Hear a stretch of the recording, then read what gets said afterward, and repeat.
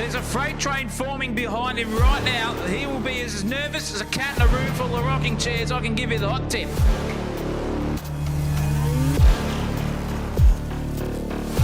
Sideways as a bishop on a chessboard. That was incredible car control.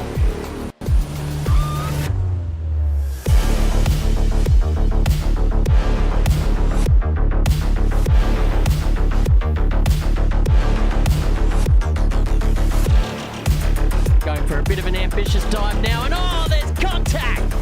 Here they come now, around the final turn on the final lap. They're side by side. Oh, there's contact now. Someone is going to be hitting the showers early tonight, I'll tell you what.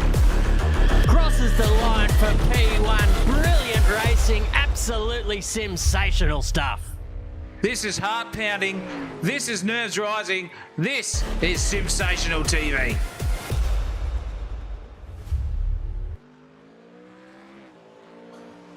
Welcome to where the seasons begin the hard way, ladies and gentlemen. Round one, the Aussie Sim Racing GT3 Challenge, and straight away, there are no warm-ups, no gentle introductions, just the Nordschleife. 20-plus kilometres of legend, more than 70 corners, blind crests, brutal compressions, and mistakes that echo for an entire lap. For 90 minutes, the GT3 field will battle not just each other, but the most demanding circuit in motorsport. It tests your rhythm. It tests your nerve. And the carousel also tests your suspension and your spine, mind you. And the long winding run home reminds you that survival is just as important as speed. This place doesn't care about reputations. It also doesn't care about pre-season form. It only rewards discipline, patience, and respect. Championships can't be won here, but they can be lost in an instant. It's a new season. There's new contenders, 90 minutes of endurance to set the tone, and who will rise? Who will survive and who will carry momentum into the year ahead? So all to find out here, it's round one of Aussie Sim Racing's GT3 Challenge in 2026. This is a Nordschleife, and you're watching it all unfold live on Sensational TV.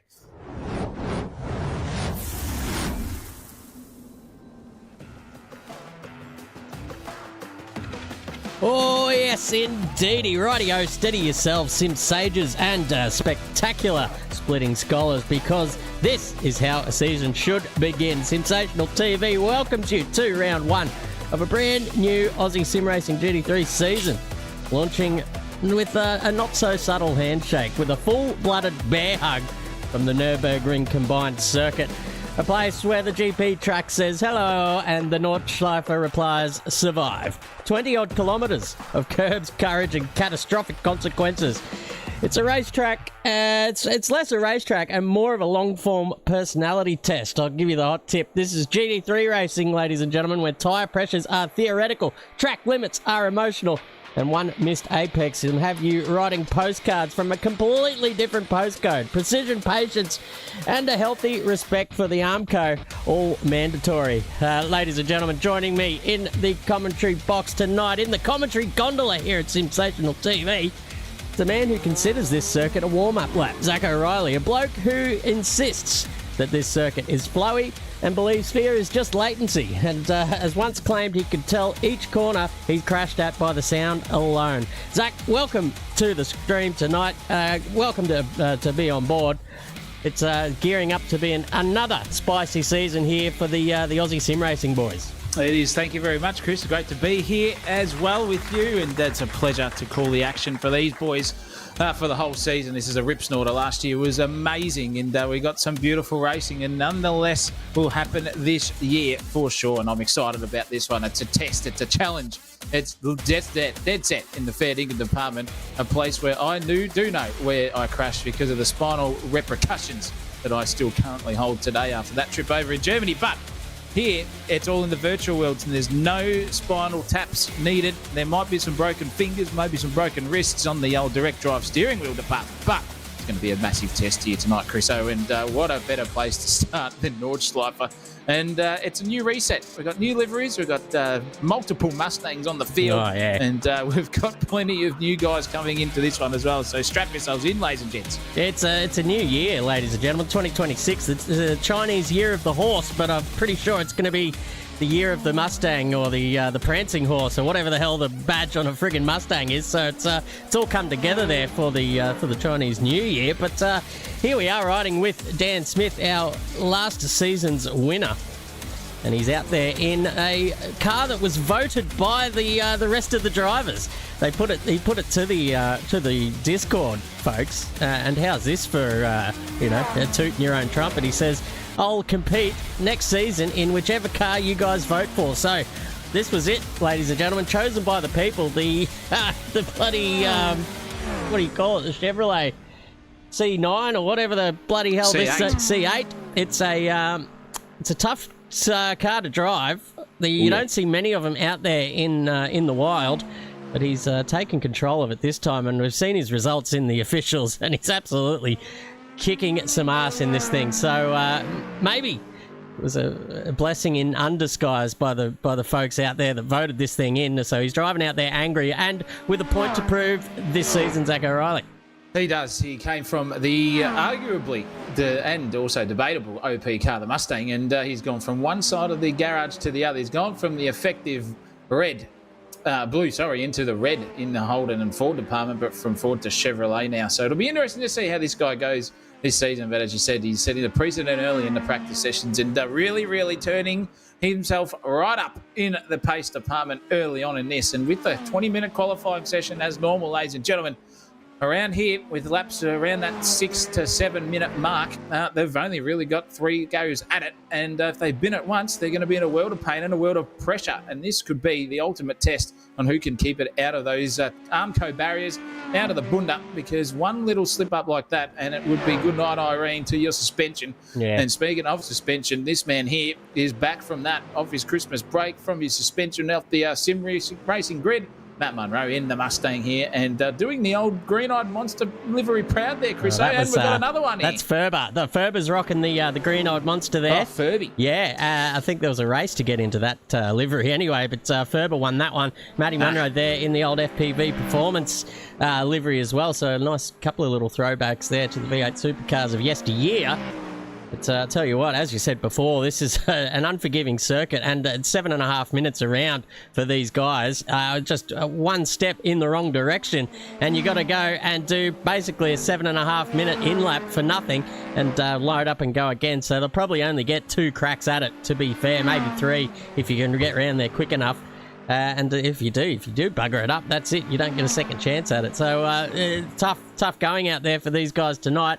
I do not envy them at all. It's my least favourite circuit in the world. Keep your ats to yourselves, ladies and gentlemen, in the comments. Speaking of which, welcome to all our viewers at the moment. We've got Fabian in there, Brendan Hark, New Zealand Racing as well. We got, I thought I saw Mr.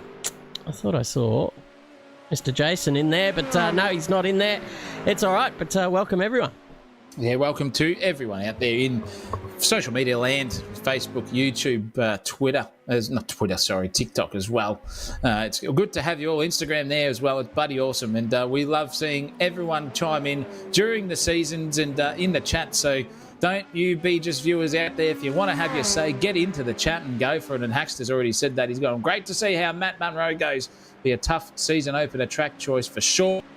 I cannot disagree any less with him. It's going to be incredible. But I'll tell you what, when it comes to a circuit like this, as you say, Chris, it's one of your most loathed of them all. Yeah, but it is a place that rewards rhythm and it rewards precision. And once you sort of get into that sort of flow state around here, nothing really off-puts you unless there's iRacing have put in animals that go across the track or something in a new update. Yeah. Once you get there and there's no cars in front, it is kind of therapeutic in a way if you've got your car set up right. Yeah, well, throw in a few random drunk Germans running out onto the circuit as well. That'd be a nice little update for the game. But it's a circuit that rewards memory as well, and that's probably my weak point. So that's why I don't like this place. It's too long. I can't remember the last 10 minutes, let alone 7.5, and God knows how many turns flying at you fast. It's an absolute mind melder of a circuit. And we're still on the out lap, ladies and gentlemen. I think Dan Smith's the first one out there, so we're going to find out where he is. I assume he's getting towards the end of the lap, and we can go on board for maybe half a lap before people get the shits of that one same camera angle. Yes, and with the one camera angle, that's pretty much all you need with this one, on board or just the one, because that's all that Nordschleife will need to get. This is the carousel we're coming into, the second of them, I'm pretty sure, and this is ending the latter half of the circuit. You'll be filing around here to the right now, which is a sweeping fast corner, but it catches you off guard for the next one because you can sort of understeer wide and then push the throttle down too early, and then you're on to the main straight, which they call a Dottinger Ho, I think is what they call it. Which is a long, long boy. And you can just see now it's a perfect opportunity to get those tyres warmed up, if they're not already, for crying out loud, after 90,000 turns. They should be warm and ready to go. But that is Matt Munro looking pretty spicy. Oh, Ferrari's back on the grid. And we just had word in the chat that there is no chef this season. We've got no chef, so I can't make any Gordon Ramsay references. Yeah. He's hung up the suit, tuck the hat in the bin, and he's just going to sit in the sidelines, and we'll have him back hopefully in season 2 of 2026, Chris. Yeah, just going through the names on the side here. It looks like there's a few new drivers as well joining the grid for this season, so we'll get to all of these guys throughout this race, I am sure, because I think it'll be a bit of a stretchy rope in terms of battling out there, but we'll see how it goes anyway, as Dan Smith is probably pretty close to starting a lap here. He is actually, goes down into turn 1. Let's ride on board and see if we can keep up with this massive circuit. There we go. We're on the GP circuit at the moment here. This is the second of the straights, but it will turn right in about 3 seconds' time. So you cut through as if you're doing a Nürburgring sprint layout, and it's a little double right-hander, but it's very vital to get it settled and turned, and that's exactly what he's doing here. Deceptive corner, this one. You go too late on the throttle, you get no speed. You go too early, you understeer wide. This one here is also a double apex right-hander. Down the hill we go. Still on the back half of the GP circuit. This is a cracker. They should still race this thing in Formula 1. It always put up good races, and hopefully we can get back there some stage. But it is now a heavy braking zone coming up. We've got the old chicanearoo coming our way. Left, then right. Flick it over there. Geez, absolute F1 physics there with the curbs. No elevation changes at all. But now we enter onto the Nürburgring itself, and this is where we see many laps of people going from hero to zero, and this is a beautiful onboard here with the man who won the championship last season, Dan Smith. It's in the Corvette. He fires his way into the second of the right-handers. Now we go downhill, full pedal to the metal stuff, and then you choose your braking marker here. You get it danced in, shift down a couple of gears, turn it out, turn it right out the other side. Here we go. Another double right-hander into the S-curves. These is fantastic. Once you get the rhythm through here, it feels like absolute glass, and it's fantastic to see this man with his steering controls just literally turning it where it needs to go. No counter steer, no nothing. Down the hill, we're coming into the jump section here. If you are gutsy, so to speak, you will go over here, full throttle, pedal to the metal stuff, but you do have to lift off because that front end does lift up, and it just lifted for Dan Smith, but full commitment, flying around there in 6th gear, just absolute grip with the aerodynamic adhesion on the track as well as the tyres. Just fling it down here, approaching up to 290 kilometres an hour down this back section, which turns over into a blind crest left-hander coming your way. Got to be brave through there. Full understeer, dancing at nearly 4 wheels off the ground. Heavy braking zone. Heaps of people go off into the gravel on the left-hand side there if you overcook the brakes. Out the other side, firing it down to the quickest section of the circuit without a straight involved. Downhill for a good 600-700 metres here as you fling your GT3 car down. Over the hill we come now, up into the crest. Now you start to let off the throttle a bit, just breath there, and slam the brakes on. Into the right hander we go. Left is coming up here, which you sort of go mid-track, then you apex it in right there. Hit that inside left-hand curb onto the right, and then power out the other side. 3rd gear slaps it out. 4th is approaching now. A little bit of a breather once again, and you get to collect your thoughts because the next braking zone is also blind before you get there. You pick your marker right about now and flick it in there in 5th gear. Just a breath of fresh air. Slam it down to 3rd. Flick it into the left, up over the hill we go. This is awesome. This is how you do it. This is the flow state I'm talking about. Deceptive right-hander downhill. Get that one overshot and you'll be into that Armco on the outside left-hand corner. Down again we go. Left-hand kink coming our way. and it's fantastic to see this section come up. You also go for a late apex and then early entry, fired out the other side. You've got so much more speed than what you think you can. Then it's a heavy downhill braking zone into this. About 90k an hour you get to with a double left-hand apex, fired out the other side. You're sort of thinking to yourself, I've got another one of these coming up, but it's even tighter as we fling down the hill once again. I love this circuit. Holy cow, it is unbelievable. Flick it onto the outside armco there, now onto the left-hand kink, then fire it up the hill. Now it is all pedal to the metal stuff, just full flat stick here. Nothing to even think about other than where you're going to put the car for another good 10 or 15 seconds. Fire it around the left-hand kink. Then you get a little bit of a braking zone coming your way. Slap it down third, fourth gear, and the exit will be the upshift. There it is, straight away. Into it goes Dan Smith. Fires himself out the other side, and this is looking very, very smooth, calm, cool, and collected so far. It is a sort of rhythm section right here because you've got to pick your mark on what the slowest way to go around it is, but without washing off too much speed. And then when you get to this section up here, you can either take a breath or you can fling it in at full throttle. Little bit of nothingness because the aero is just starting to pull drag, and now you lift off the throttle. It's 6 gears still. That's how much grip this Corvette has got. Uses all the apex and the apron on the outside. Fling it in over the kink. Left hand onto the bunda, nearly there for Dan Smith. Now it's a hard braking zone once again. And boy, oh boy, is this cool, calm, and collected stuff. I'm loving watching this. If you guys are at home enjoying this, well, I don't know what you're going to do, Chris O. And that's about me out of breath because that's halfway around the circuit into the first of the carousels. Yeah, all right. Through the part of the circuit that I have absolutely no idea about. I've seen it on Top Gear, ladies and gentlemen, the old carousel, but I avoid this circuit like the goddamn plague. Here we go around a couple of left-handers, another left-hander, and through the right as well. We're on board with Dan Smith, the previous championship winner here of this series, so he's got a point to prove in that Corvette, and he's absolutely balls to the wall here around this circuit, and it looks a tidy lap and a fast one as well. You can see him just leaves nothing to the imagination here. The curbs are pretty curbs are pretty deadly around here. You got to know which ones that you can mount and which ones you really need to steer clear of. That one on the inside there is one that you need to steer clear of. And again, as we go up the mountain once more again through this nice little right hand hairpin-ish kind of thing through the left-hander up the hill, and I think we're pretty close to the end of the lap, Zacco. This is starting to look a bit more familiar. This might be a downhill straightish section. I can't remember this circuit. Zacco, you take it from here. Jump. Yeah, we'll keep going. Into a fire it into the right. Then it's now full acceleration through this section here because you think it's going to kink up on you, but it doesn't. And you fire it down the hill. A little bit of air catch there on the front wing, and then you get that thing slammed down on all the dampers. Now it is just commitment. Left, right. Good night, Irene, if you're out on that bunda for sure.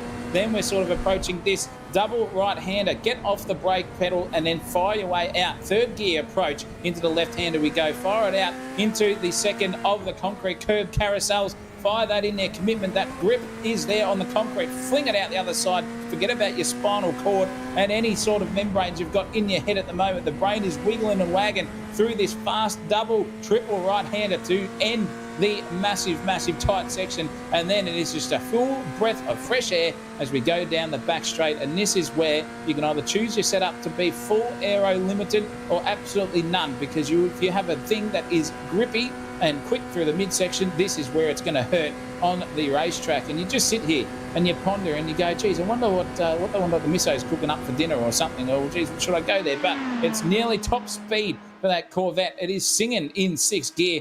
Over the crest we go. This is the downhill approach where then you start to think about how I'm going to get into that twisty section up into head in the road, and you fire it through. You come into the left, right, and then you slam the brakes on right here to get it pointed in. The next left-hander is coming our way after this right one, which will end you back onto the GP circuit straight.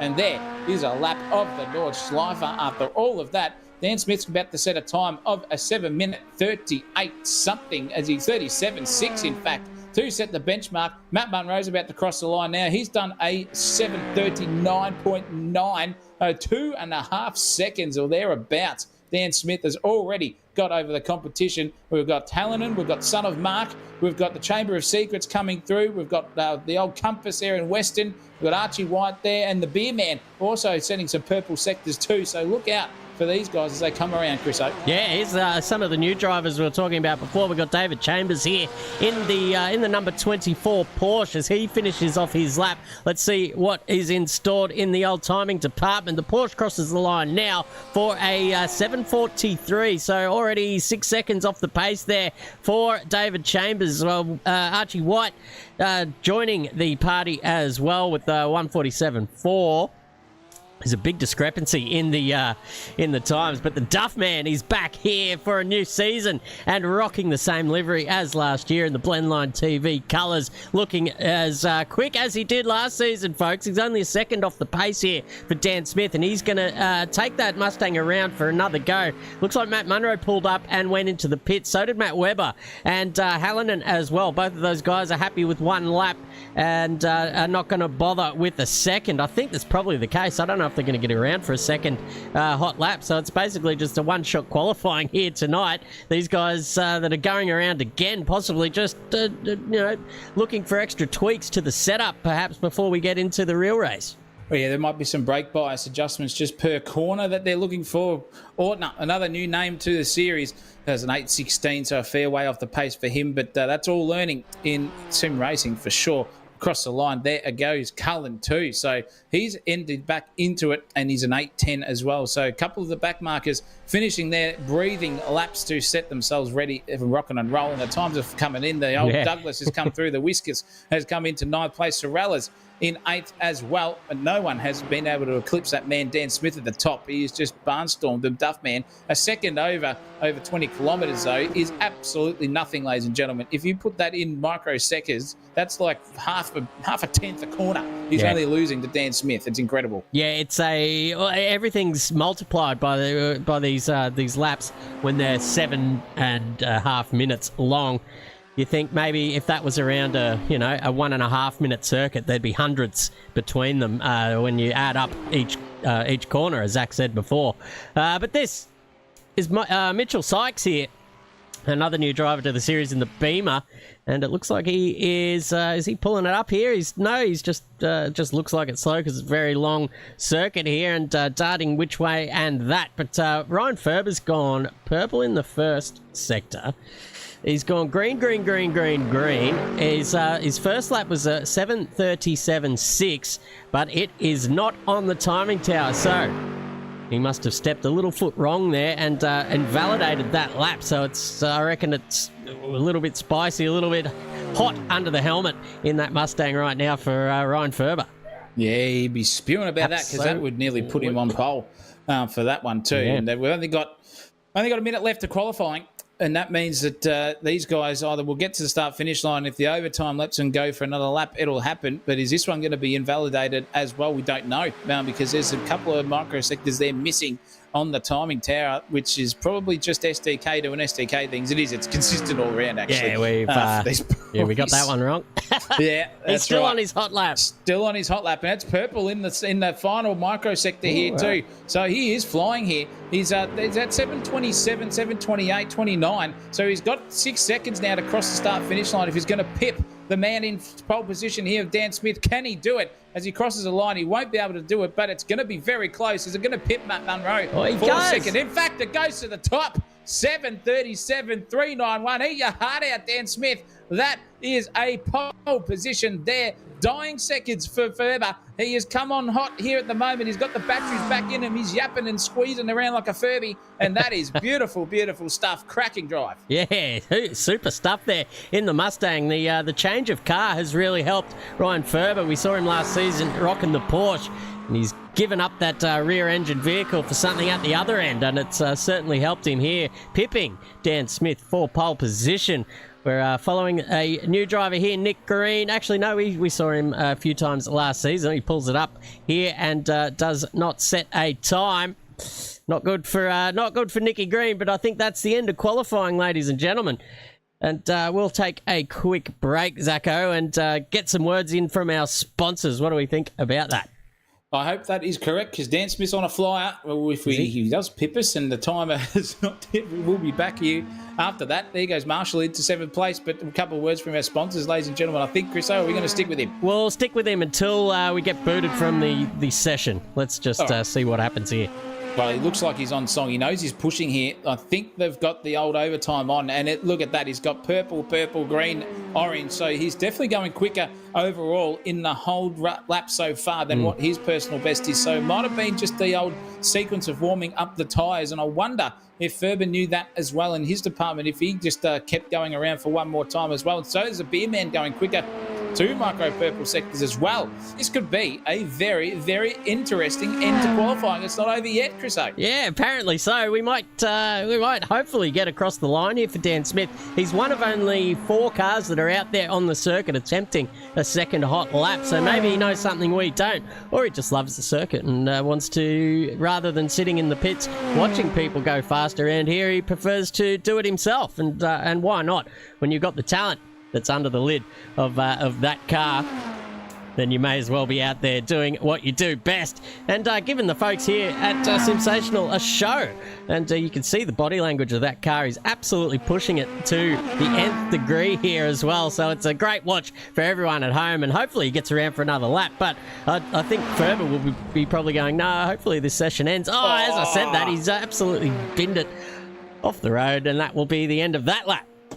It might be, but will it be the end for Garth Duff? We don't know. It might be Duffman's opportunity here, because he's also flying in that Blendline TV Mustang, back for a second season in this one, and has not changed the paint scheme. He's just upped the skill in the Duffman department. He's had a couple of beers beforehand. He's found the ratio, we've been told, that it's about 2.5 tins of Duff before he gets into the racing, and then it's about a sip every 3 corners, I've heard, where he gets a break on the steering wheel with downshift. So this man, he might be 0.25 by the end of this one after a 90-minute, but if he wins it, I'll tell you what, he could ring up Homer Simpson and just go, mate, I know how you run a nuclear plant when you're absolutely dumb as dog shit, and this is how we do it, son. I think they did a study not too long ago about performance in sport, and I think sim racing was included in that, or maybe it was the main focus of the study. But 2.5 standard drinks was a really good spot to be in if you're doing any kind of sim racing. So there you go. It just takes the nerves off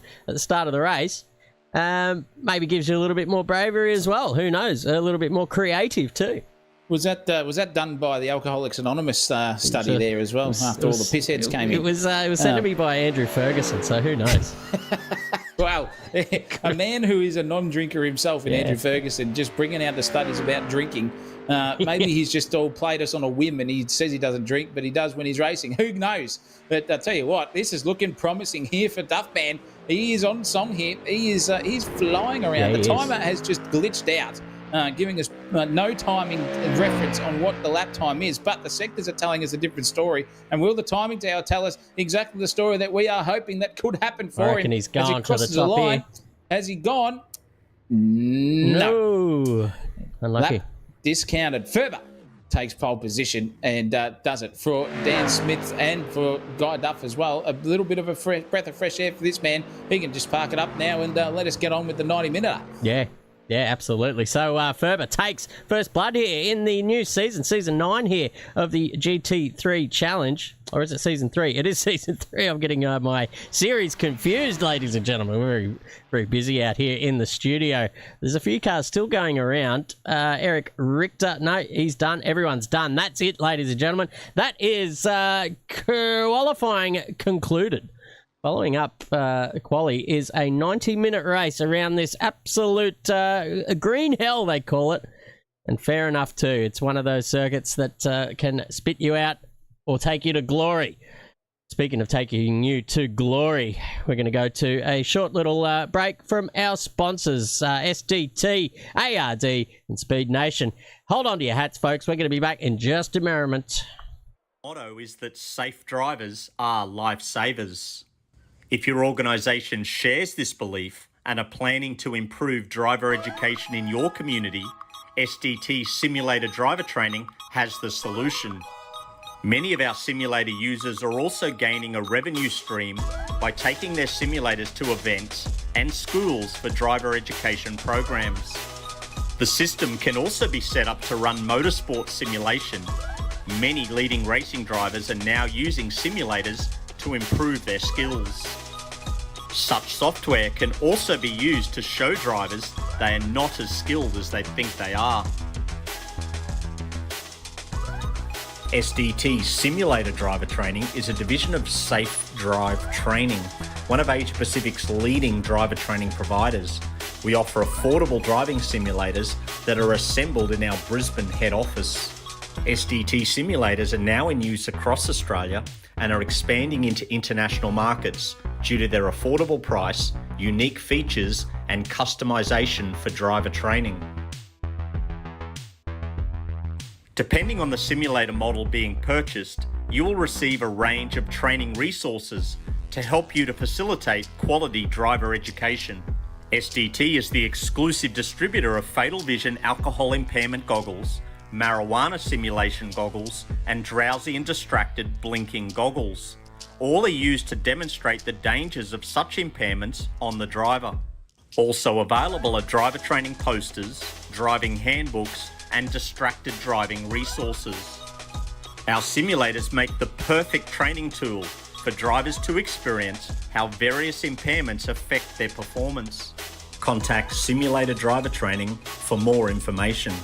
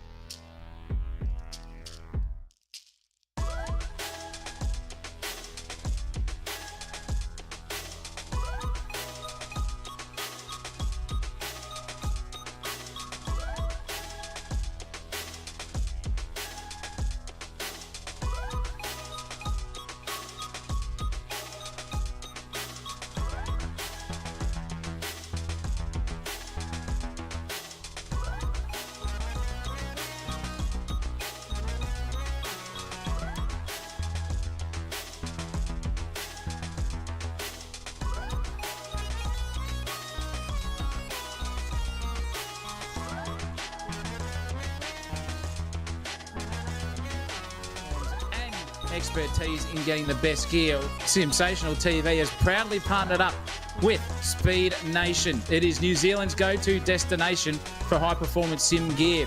They also stock the best and biggest brands in the game, from Thrustmaster, Moser Racing, Next Level Racing, Sparko, Turtle Beach, and more.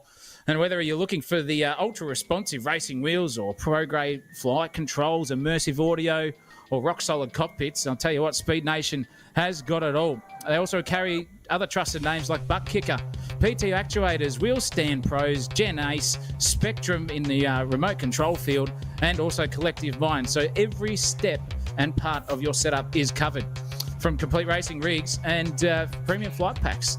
We here at Sensational TV back in Speed Nation to deliver the gear that takes your experience to the next level.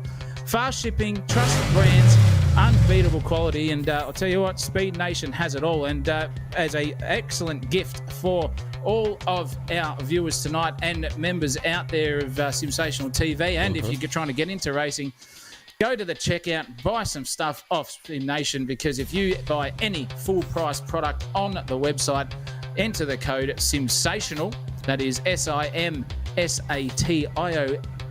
Oh my God, I can't even speak. And you will get a 10% discount off your end cart price. So go in there. 10%? 10% did you say, Zachary? I did say 10%, mate. I did not say 5. I did not say 4. I said 10.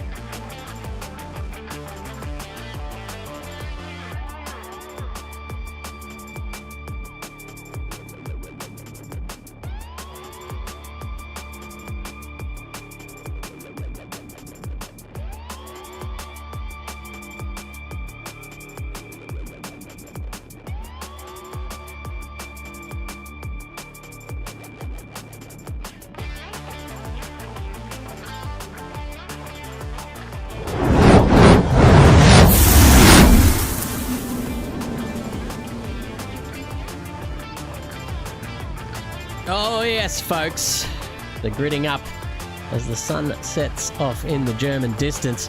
What a beautiful screen to look at there. Get your what is it? Control Shift S or Windows Shift S. Screenshot that. Put it as your background. There you go. Thank you very much. Welcome back to the track. Myself and Zach O'Reilly in the commentary box, calling all the action. The race is about to get underway here, and we are excited about this one, Zacko.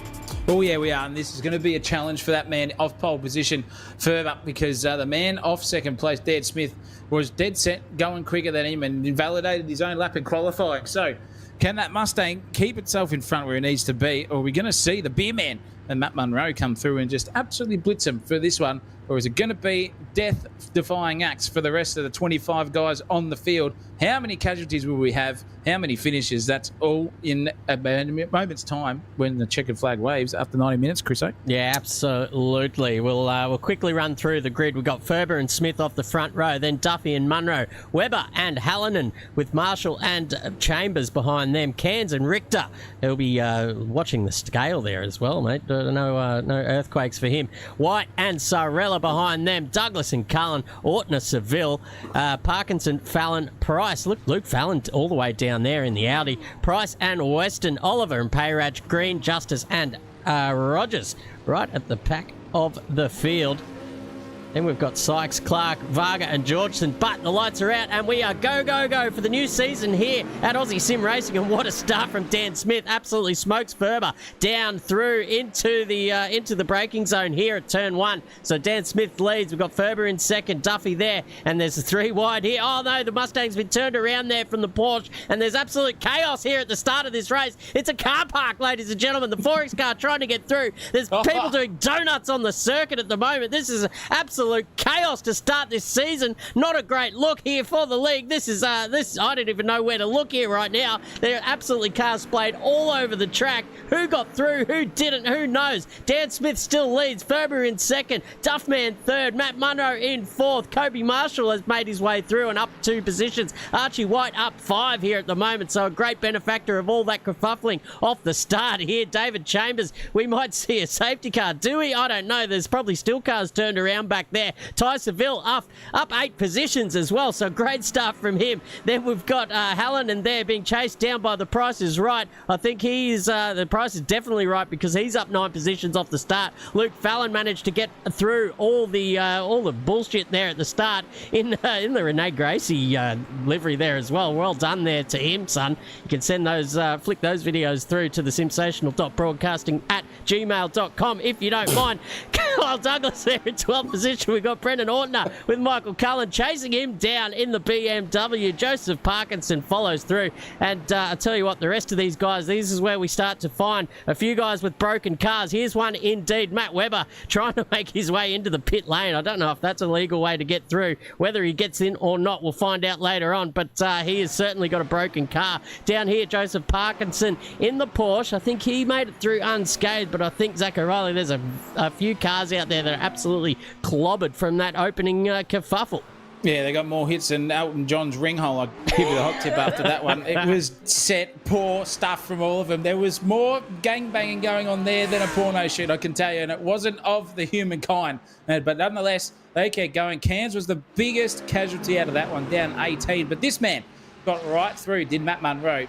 He was 100% thinking, oh, no, he's going to be involved in this one after his luck in most of the time in this series. But he's got through, and he's got good company in front of him here. This is cracking stuff. The lead pack in 4 of them are only separated by 4 or 5 tenths of a second. So we've got some genuine racing on here for the start, and it hasn't been the old getaway that Dan Smith thought he could usually get. So we've still got the 3 Mustangs hunting down a C8 Corvette. It's a daunting sight if you are Dan Smith watching them go through. But boy, oh boy, that was something to behold at the start, and it just shows that the cream eventually does rise to the top. And speaking of that, the Price is Right, bitch. He's right there. He's got through with 8 places up the road, and he's dead set giving old Hallinan here half a bit of curry and maybe a little bit more for dessert. Yeah, absolutely. A bit of Vindaloo ice cream perhaps coming his way. But looking very pacey there. He's also joined Dan Smith in the Corvette region. Maybe those guys sharing setups perhaps. And as if you wouldn't, just slide into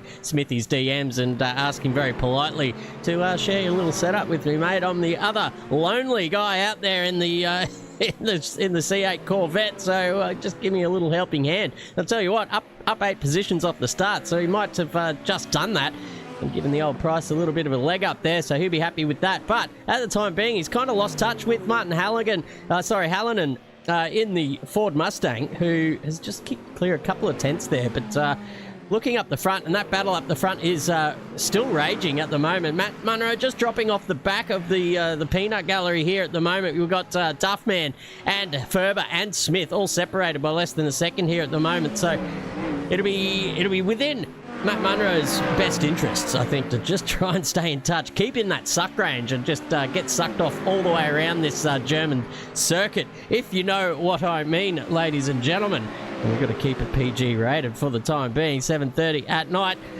Down here, Jeff Price still on the back of Hallinan and not making any inroads so far. But I'll tell you what, Dan Smith looking pretty close here with Ferber as well, so the action's on at the front. Whoa, they're going for it here. Look at him. Look at the aggression on the bunda as well. There was Ferber. Wowee, that is commitment stuff there from the both of them. Dan was just absolutely defending for his life there. There was full apex action going on between those two.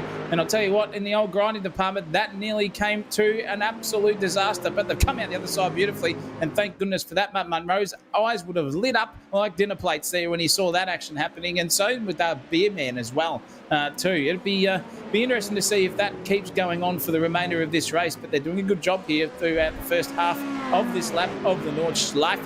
And I wonder if there is a replay of all that nonsense at the start, Chris, that we could get to later on. But boy, oh boy, these guys are showing us how it's done. And even Matt Munro now is just started to get a little bit closer to the man in front of him in the big eye, and it's Mustangs 3 abreast from 2nd to 5th with a lonely Corvette. They're out in front. Kobe Marshall, Chambers, White, Hallinan and Price are rounding out the top 10. What can Luke Fallon do? A man who was right up there in all of it.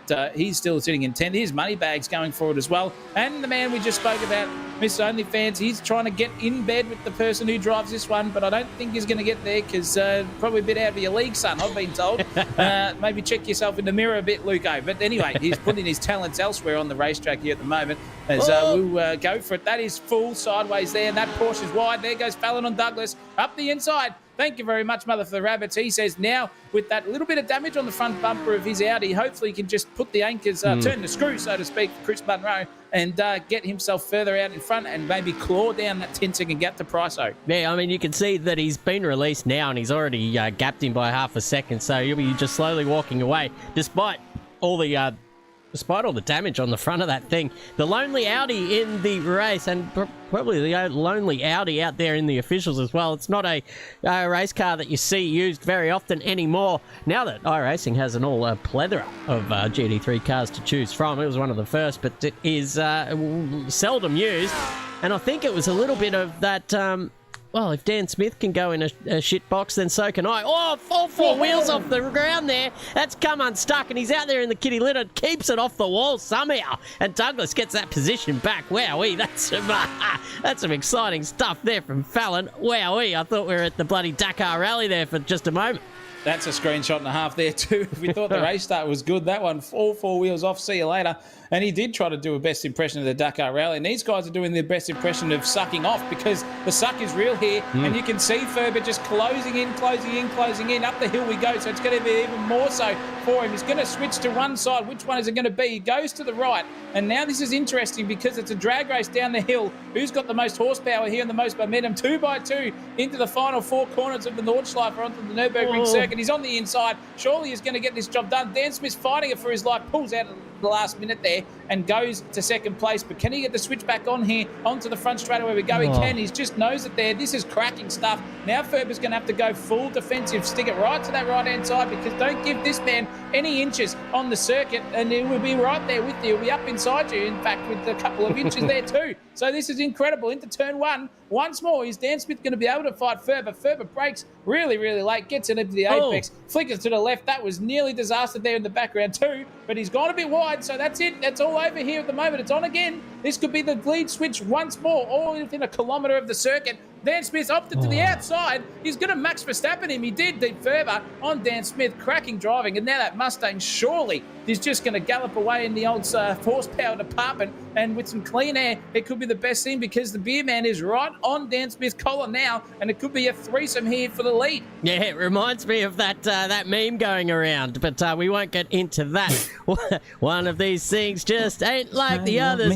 Poor old Dan Smith up there in an absolute Mustang sandwich here at the moment. He's going to stay with Ferber because I assume he's got the better of the downforce packages going. These Mustangs, although I must say it, are pretty good all across the board, and especially in the horsepower range. They're very good, very slippery in a straight line. But Ferber, we see, just gapping Smith just a moment there, and all that battling has brought the Duffman and Munro back into this battle. So the top four separated by a second and a half at, well, maybe not even at the moment. So great racing here from the top four, doing good things as well. But it's all about just trying to hold in there, trying to take your moments when they drop into your lap, because they seldom do when you get to the pointy end of some of these fields, and these drivers certainly know how to go racing. Speaking of racing, here we go. We've got some action down here. We've got Archie White in pursuit is Martin Hallinan, one of the new drivers to the server, and he's probably up there the furthest of all the new drivers. David Chambers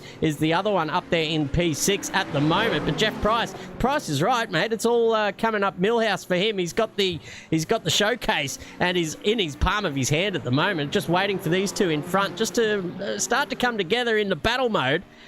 And I'll tell you what, it'll all be coming his way, that's for sure. We can ride on board with him and see just how he goes about it, and if he can make some headway. But I'll tell you what, Zach, it's really hard to get any sort of legs on these Mustangs in a straight line. Yeah, it is, and they're just unbelievable how quick they are. It's all about, I reckon it's about 20 horsepower equivalent difference, even though they might be the same, but far out. It is good to watch because there are different strengths and weaknesses all through these different cars. As we know, the Ferrari's there, we've got a Ford and a Corvette, all fighting for 7th place here, all separated only by 2.5 tenths average here and there, fighting hammer and tong. We'd love to see this sort of racing. Clean, hard, fair going about it. With Nordschleife, it sort of gives you a little bit of, I guess, curb your ambitions sort of style, because you just don't want to go for that little bit of a risque move, because it could end up with both of you in the fence. So you just got to time it perfectly and calculate it and go for it. And this is just how to do it, ladies and gentlemen. 7th, 8th, and 9th.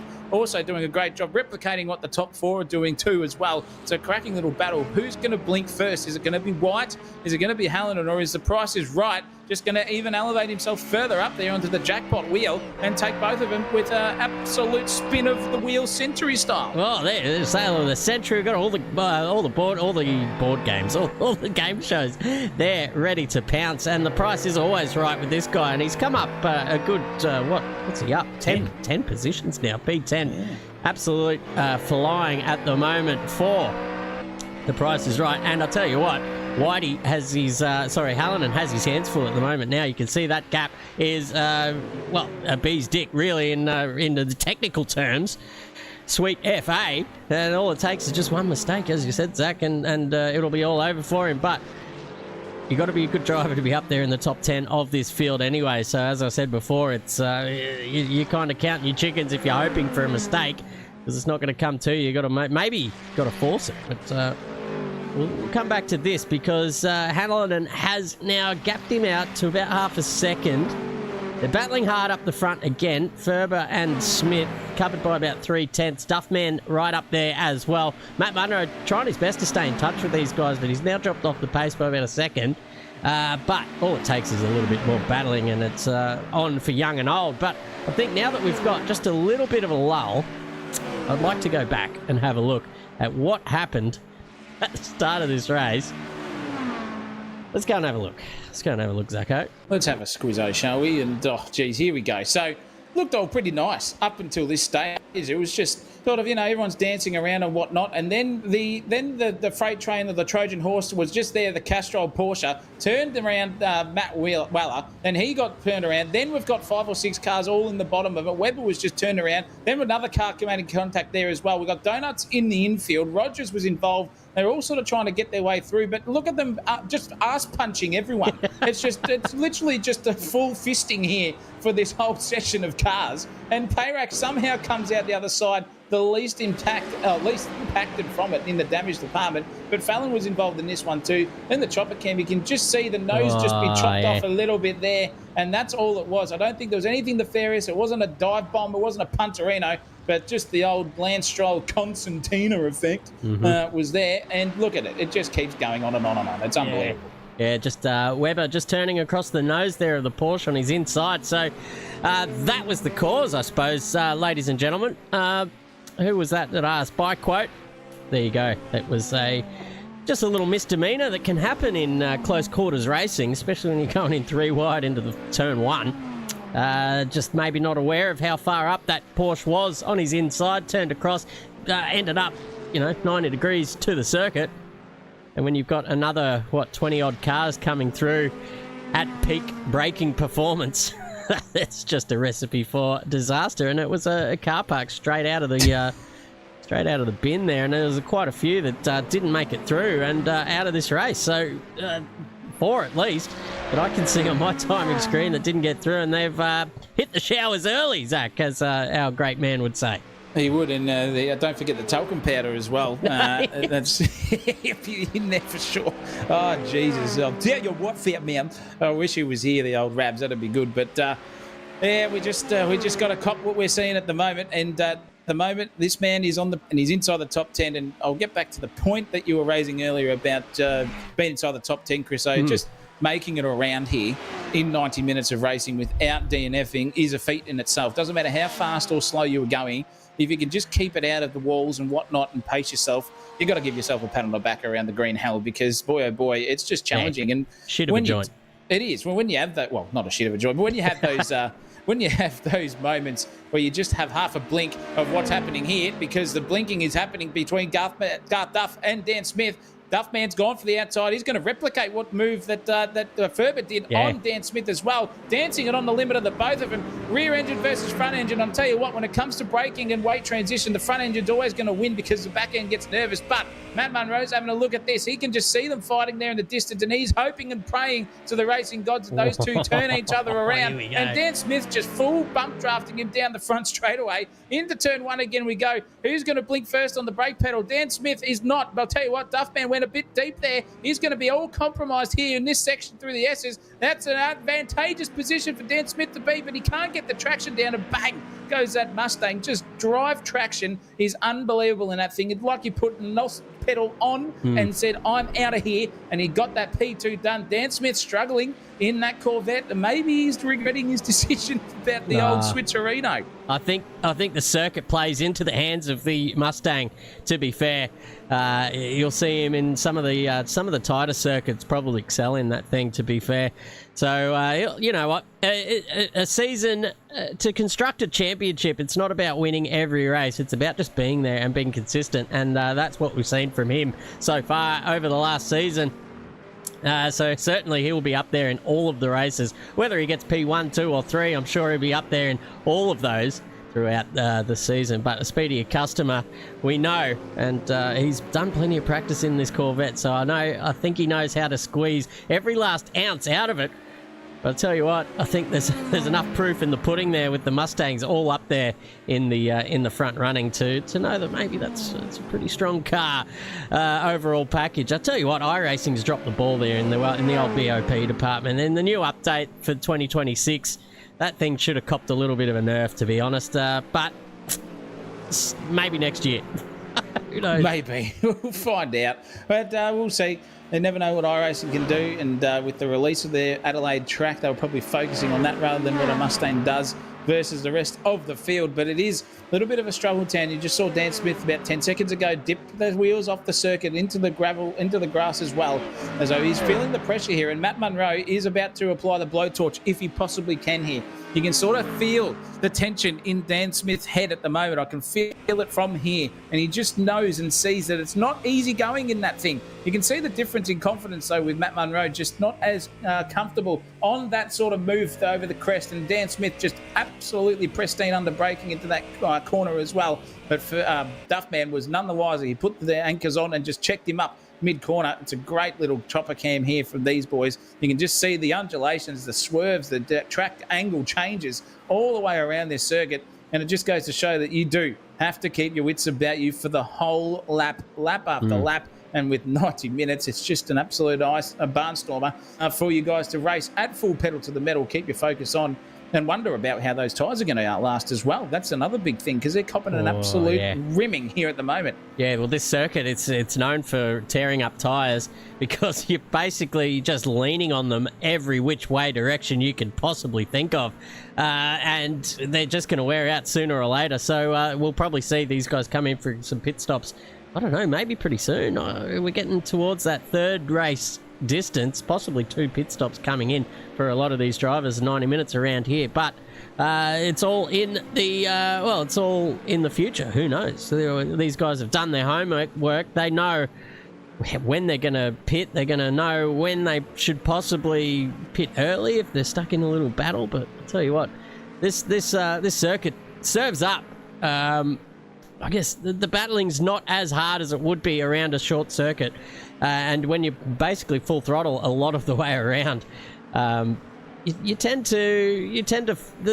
cream tends to rise to the top, is what I'm trying to say, and you won't be losing out too much in this battle with these guys here at the moment. You can see Ian Smith now under pressure by Matt Munro. Let's get down to the circuit a little bit. There we go, a little bit closer, because Matt Munro was indeed a little bit closer. 0.3 is the difference, and you can see Garth Duffy just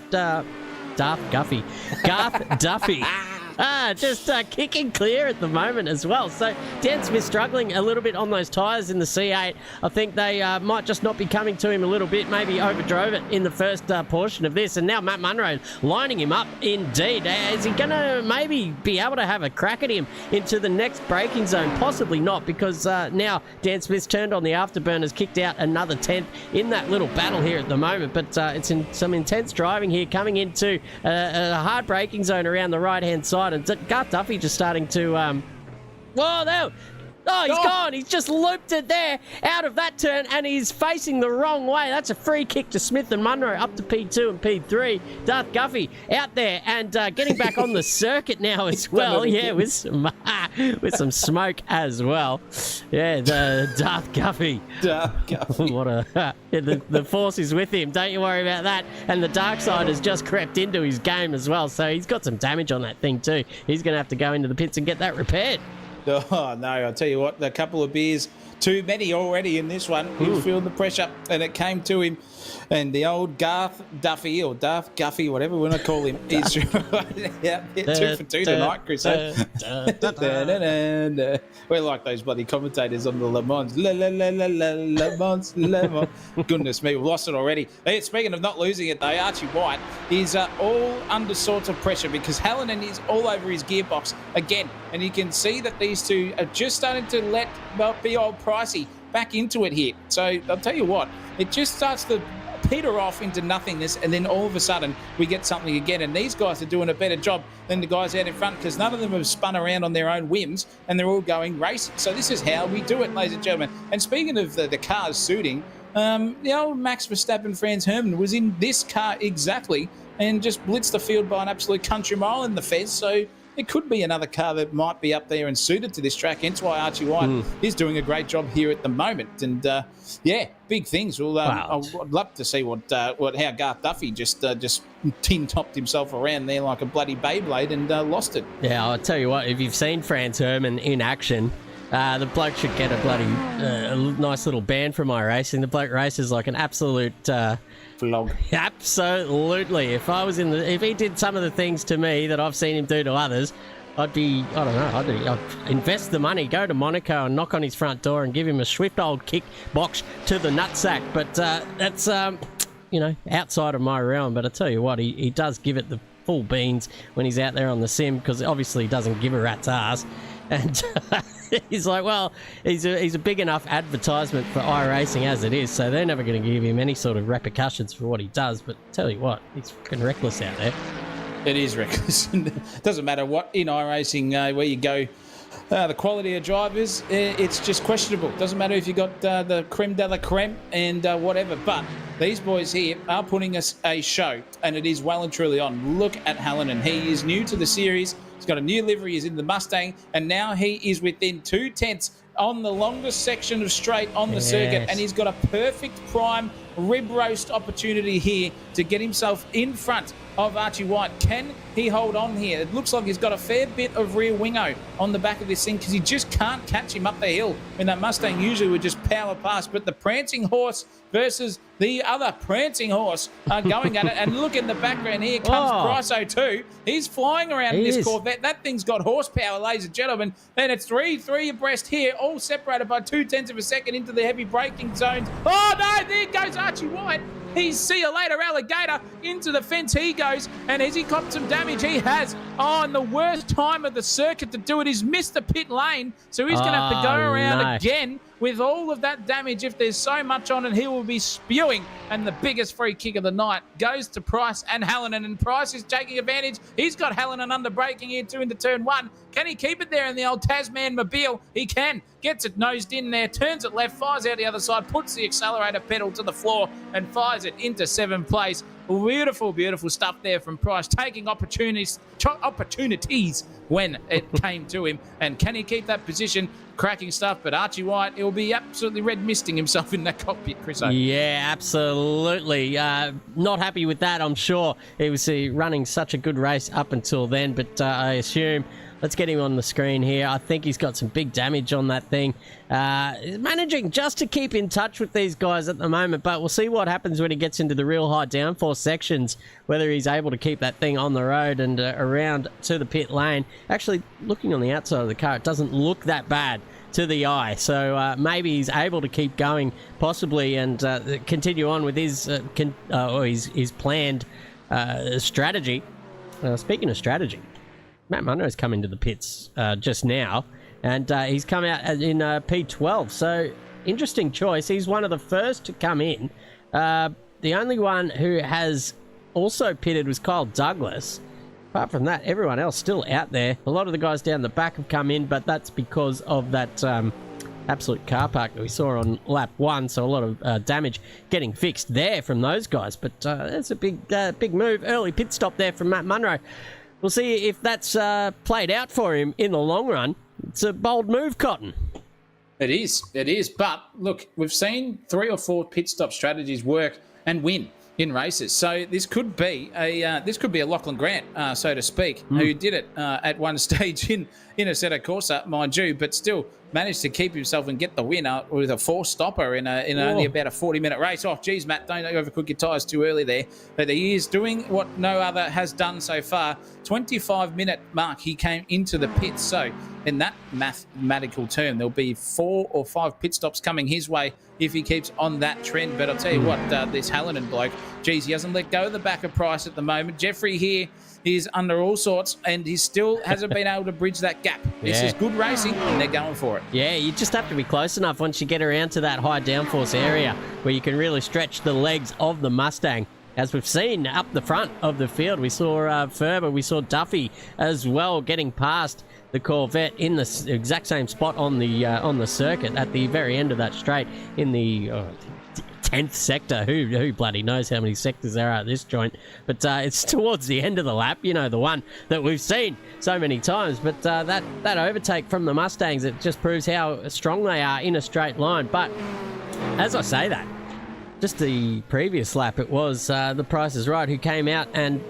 trounced those two guys down that front straight as well. He was coming in hot at the end of that braking zone, so maybe that Corvette. Oh no! Who was that? Archie again. That was White. Yeah, there we go. Through these high downforce sections. I called it, ladies and gentlemen. The Super Coach is on tonight. Despite my downfalls as a human, we can call the races sometimes. Poor old Archie White. The compounding interest now, and he will have to really keep his head on his shoulders before he can get round to that pit lane. Yeah, it's now a long trundle back there, and if there was confidence taken out of him, that's probably the old Mike Tyson knockout there in that department for him now. He's just going to have to try and stick it there and hope that that Bradley Cairns doesn't catch up to him at a rate of knots. He's 20 seconds away, but if he has to come in and do a long pit stop for that damage, it might be Archie White's night over for the top 10 chances. But plenty of racing to go. We're not even half an hour in, and we've had biffos, we've had absolute poundings of the ring hole, and we've had Armco slaps, we've had overtakes, we've had everything, and nothing has been more shakier than this man, Travis Parkinson. Stop it. He's just come out.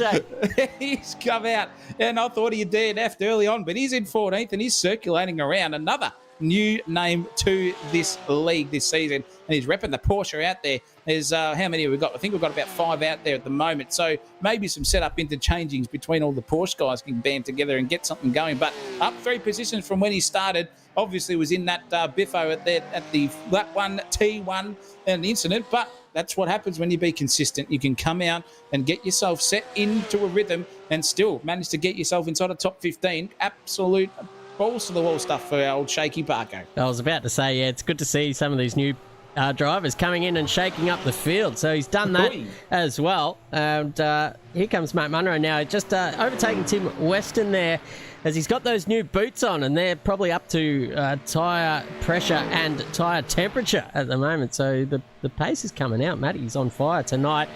He is a big fan of the Nordschleife as well. So he's actually done a real-life lap around this joint. So I'm sure if you've spoken to him recently, he would have told you about that, because he absolutely loves it. Sent me the video, and he's shitting himself behind the wheel of that Porsche GT3 or whatever he went around in. But he loves this joint, and it's coming to the service. He's probably pretty happy that this was the first track of this season, because he knows it so well. He's been there in real life, knows all about it, and I think the iRacing version of this is pretty much millimetre perfect. You can see the sun setting and the vision off the track there as well. What a beautiful sight, ladies and gentlemen. Let's go down the field, and who else have we got? Some of the new drivers in the server. We've got David Chambers, first time out. I don't remember calling his name last season here in the 24 Porsche. Plenty of Porsches, as you said, Zach. There's it's basically a Porsche v Mustang show at the moment in terms of participation. Then the next most used car is the Ferrari. So the Fez are pretty popular as well, and this guy pretty popular with the viewers at home. Kobe Marshall, one of my favourite drivers out there on the circuit. So here he is. He's made his way up to P5. Had a pretty quiet qualifying. He's had a pretty quiet race as well, Zach. First time we've had the camera on him.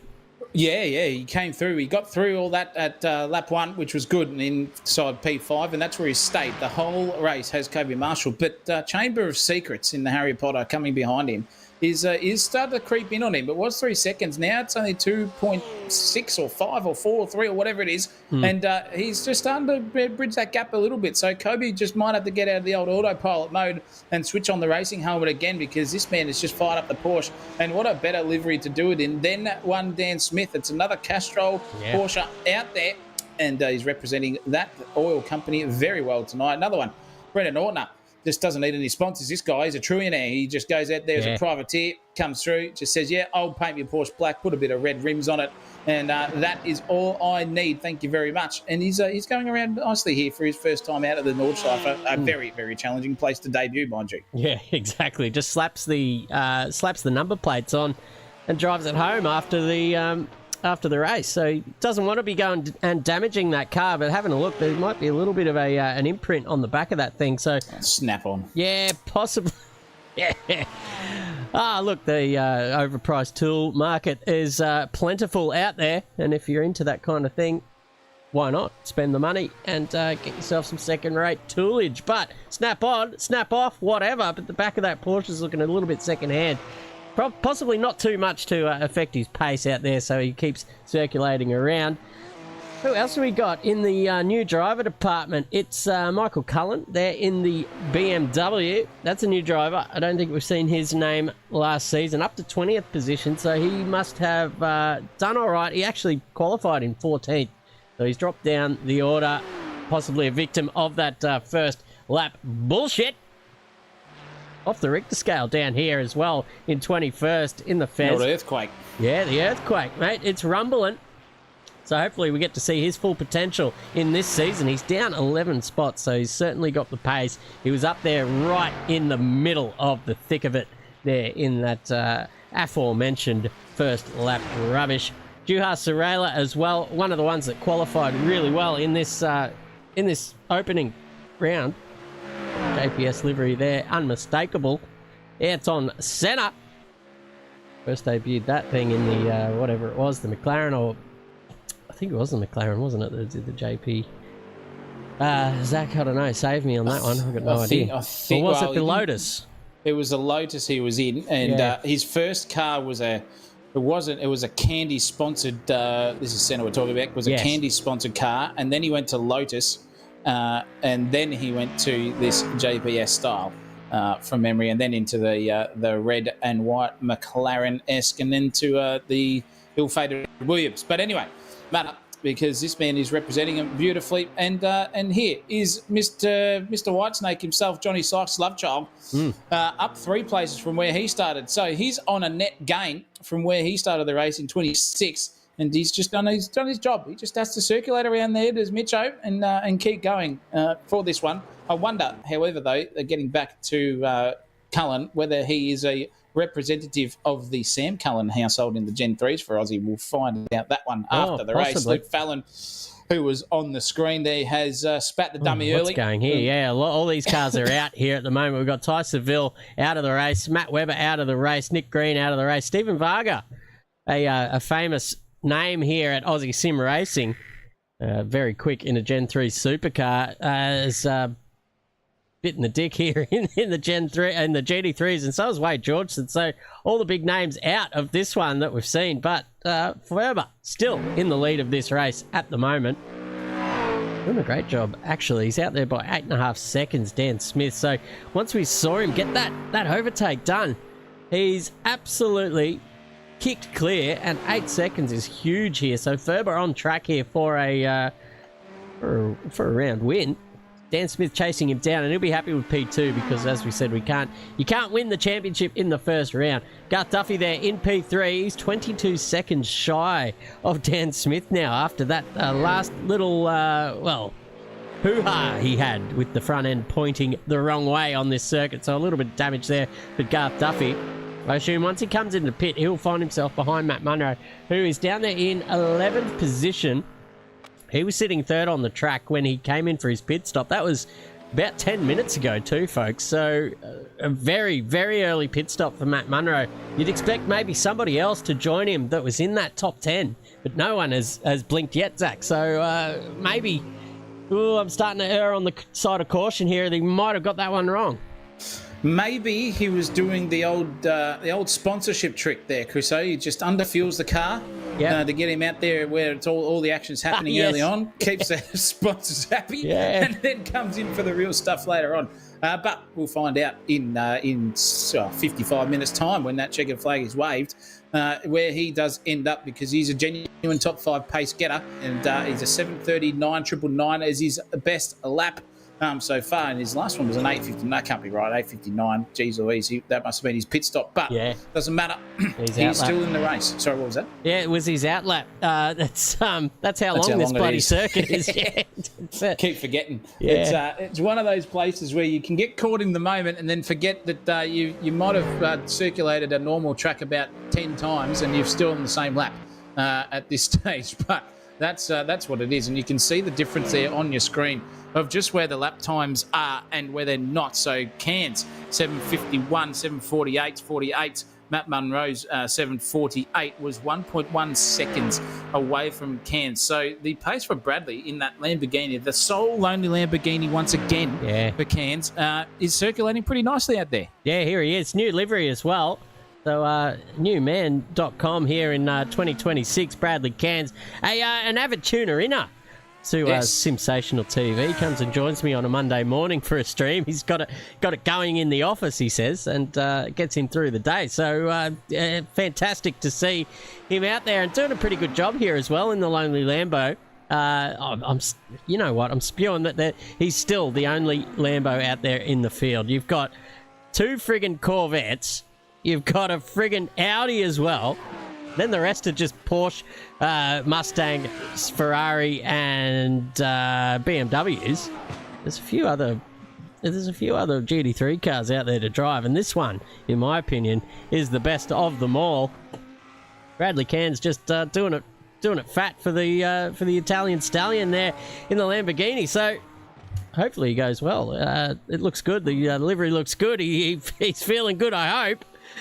But what's Hacks to say there in the chat? He says, God, that Lambo does sound great. Exactly. Let's right on board and get a proper dose of the sound, Zacco. Let's give us about 10 seconds of dead air so the children at home can all just hear how a proper car sounds. Here we go.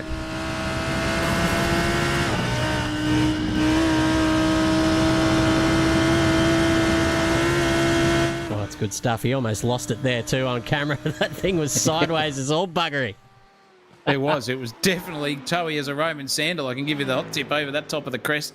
But speaking of, it's on here because Oliver is now on the arse end of Chambers. So now we've got a little bit of something happening here. I was saying that this was brewing, and it had already happened because Oliver did get overtaken by Chambers. It was 3 seconds, 2 laps ago, and into the pits comes Davo. So he's now calling it at the 39-minute mark. Good, 14 minutes later than what Matt Munro did on his pit stop. So keep an eye out for this strategy call as well, viewers, because with 40 minutes to go, 40 minutes gone, in this race, he's going to have to come in another couple of times if that trend is to be up, and he's up in the air now on the jack stands again. And a good little showing there for him in the opening stanza. And this man, speaking of which, is dead set flying. 11 and a half seconds over the guy who basically just held up the full house Trumpster card all season in 2025 for the last one, Dan Smith. And he's just giving him an absolute bathing here. This is full medieval acid wash style, Chris A. No, it certainly is. Yeah, proper domination here at the moment. But as we said, we're not even halfway through this race yet. We're coming up on the half race distance, ladies and gentlemen. But I'll tell you what, that Mustang, the green-eyed monster, channeling the great Craig Lowndes out there as he makes his way around the circuit. I just got a bit worried there that he didn't pop over the ridge. I thought he might have binned it, but that's I don't want to I don't know, what do you call it? I don't want to manifest that. So he keeps going out there in front. 11 and a half seconds is the difference. Dan Smith happy out there at the moment to keep going on that set of tyres.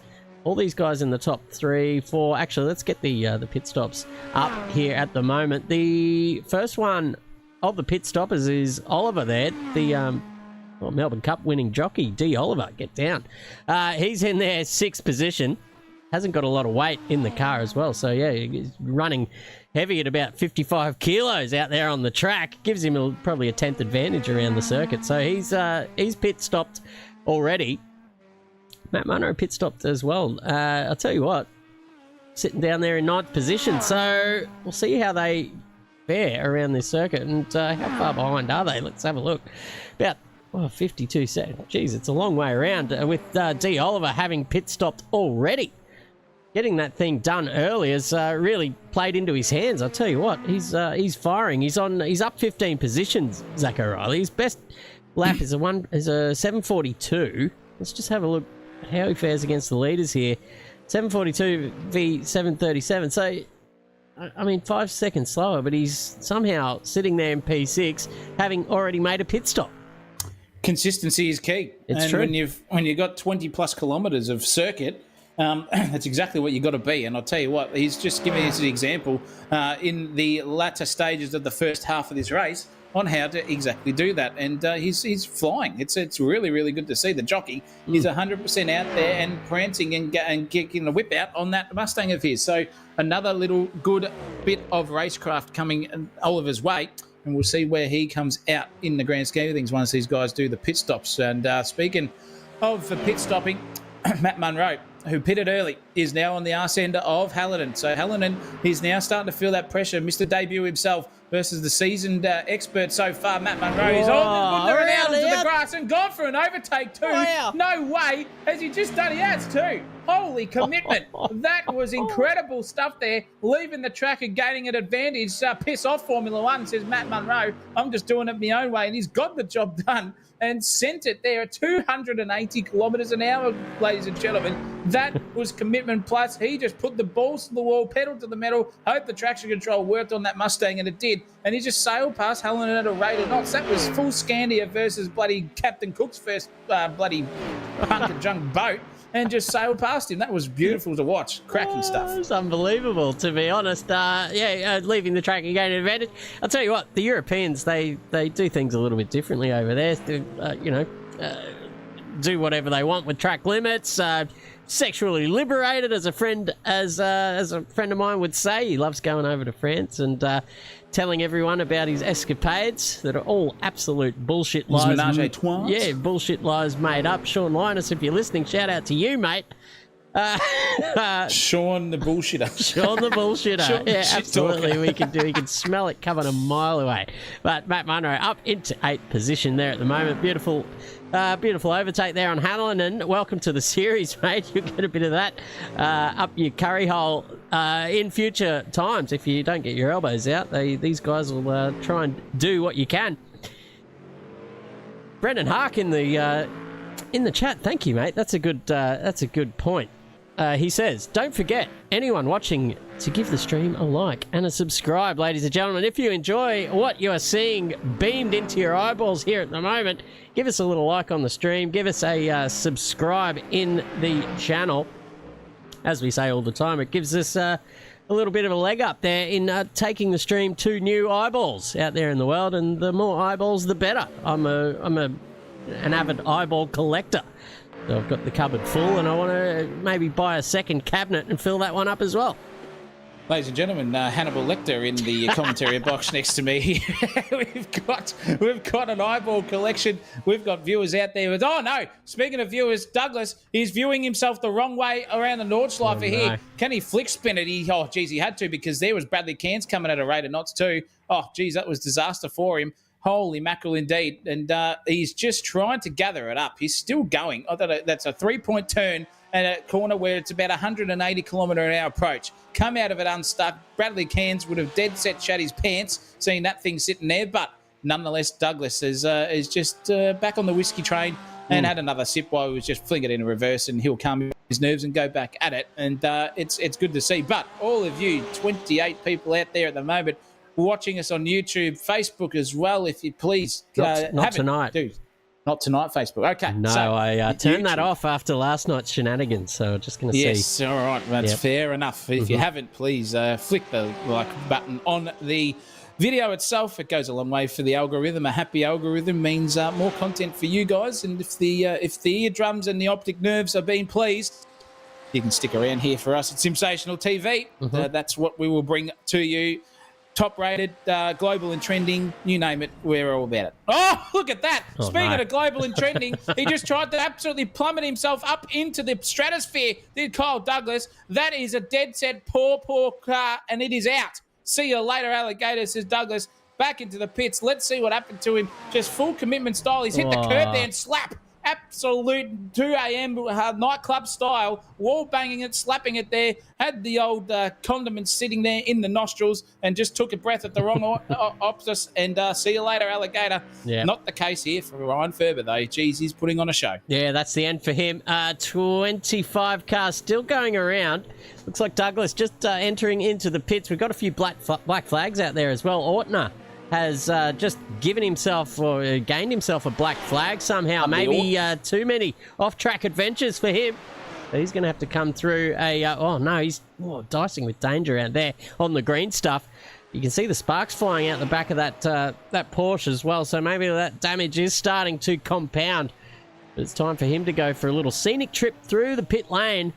And he's going to have to wait. Where is he on the circuit? He's around about halfway through. So a long way to go before he can get around to that one. Battles out on track. No, there's none of those at the moment. So we're just going to go through and talk about some of these drivers that we've seen in the past. Who have we got up there? Kobe Marshall, we've talked about him. The Duff Man. Tell you what, one of the nicest guys in sim racing, Zach O'Reilly. Yeah, he got a reputation out there to definitely keep him inside the good books for all of the competitors out there, and he's doing well. He had his moment. and he's just recovered from that beautifully. Still in podium place here at the moment. He's got a fair bit of insurance, is the Duff man. And as we said, 2.5 standard drinks per race event, and once the timing ticks over, as you know, as the hours go on, you get sober, so you just keep the sip up and keep yourself around that 2.5 drink standard, and that's why this man's in third place. Is Duffy. Another man that we really haven't talked about either is Mr. Justice. He hasn't thrown the gavel down tonight, has old Daniel, and he's definitely let a few criminals through, and he definitely put the smooth criminal out of it, and Luke Fallon, he's out, but still 7 places up from where he started in 24th. He couldn't get a lap down in qualifying. That is why he started back there. This man usually is inside the top 15, and he's just hovering around that at the moment. Another good-looking car, orange, silver, and grey, and the kangaroo on the side of it too, doing the Aussies proud. It's sort of like the Subaru on the GTHO Falcon GT Phase 3s, as they used to call them. And, good-looking car for the old man, who usually just fires out sentences left, right and centre on the track. But at the moment, he's got a free kick and he's got plenty of time to just study those cases that are coming to his desk there, Chris O. But a little bit of a lull in the old proceedings department here, and it just gives us the time to focus on some of these boys out there racing around. And as we all go pretend motorsport racing here at a cost of, $160 a year plus content, just got to have fun for sure in the iRacing world. That's right. Those of you watching at home, let us know in the chat if the stream is looking as fantastic as it was when we started, because I think we're getting a few little issues there on the YouTube side of things. So I don't know what's going on in YouTube land. Let us know if the stream is looking okay. Looks good on my end. It does. So all right. So we'll just forge on at the moment. Getting a few error messages from the big YT, so we'll see what happens there. But never fear, if we drop out, we will be back. But at the moment, it's Justice there. He's in a new car this season, Zach O'Reilly. He was in the Corvette last season, and so he's given that up at the moment and has gone to the Porsche. And there's a nice little family of Porsches out there as well, so possibly they're a nice little community of sharing setups. Setups are so important on these GT3 cars, I find. You drive these cars and you're on the edge, on the limit, 100% of the time. You're getting on the throttle so early compared to, like, I'm a big V8 supercar guy. You're getting on the throttle bloody last week compared to when you're driving a friggin' Gen 3 supercar. You don't have to really be that careful, but you can be on the throttle so much earlier than you expect that it just feels unnatural. It feels like this shouldn't be allowed in a race car. It's exactly that feeling, but that's a good part.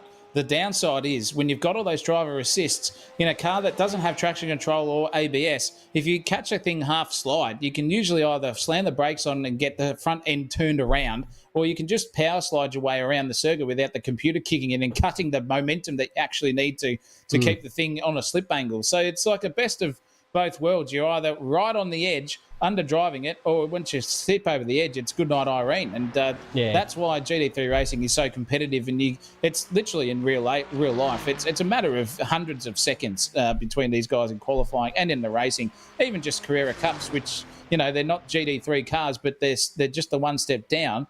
Those things are literally racing line astern all race, and it's just toing and froing, and that's why we love watching this style of car going around the circuit, because it's just a flow state, and it's right on the limit. It's millimetres from absolute disaster, and one curb hop, as we saw there from Archie White, and is just an absolute slap into the barrier. Yeah, a lot of technology in these cars, and these modern race cars as well. You got your Carrera Cups, you got these things, even the 86s are really nicely sprung. They're built for racing, and it just makes it so much easier than the guys that had to do it in the 80s and 90s or even beyond that. You see those onboard footage of those kinds of things, and it just looks like the biggest handful of all time. But thankfully now with the GT3 cars, you've got your gentleman drivers out there who, they come into a bit of money in the midlife and think, you know what, I can be a race car driver as well. Go out and buy yourself an Audi and deck it out with about 600 grand's worth of racing gear and downforce and all that jazz. Take it down to Sandown and bin it into turn 1. Yeah, Phillip Island too as well. Just send it off the cliff. Send it off the cliff. Join the Penguins. Straight. Yeah. Yeah. Just see you later and just get the old business to write it off as a tax depreciation too. And it only ends up costing you about 150 grand a year. It's a $6.5 million investment. It's pretty good. But the old erection is on the track in Rogers, and he is 100% going for it because he's right on the Ort of Ortner.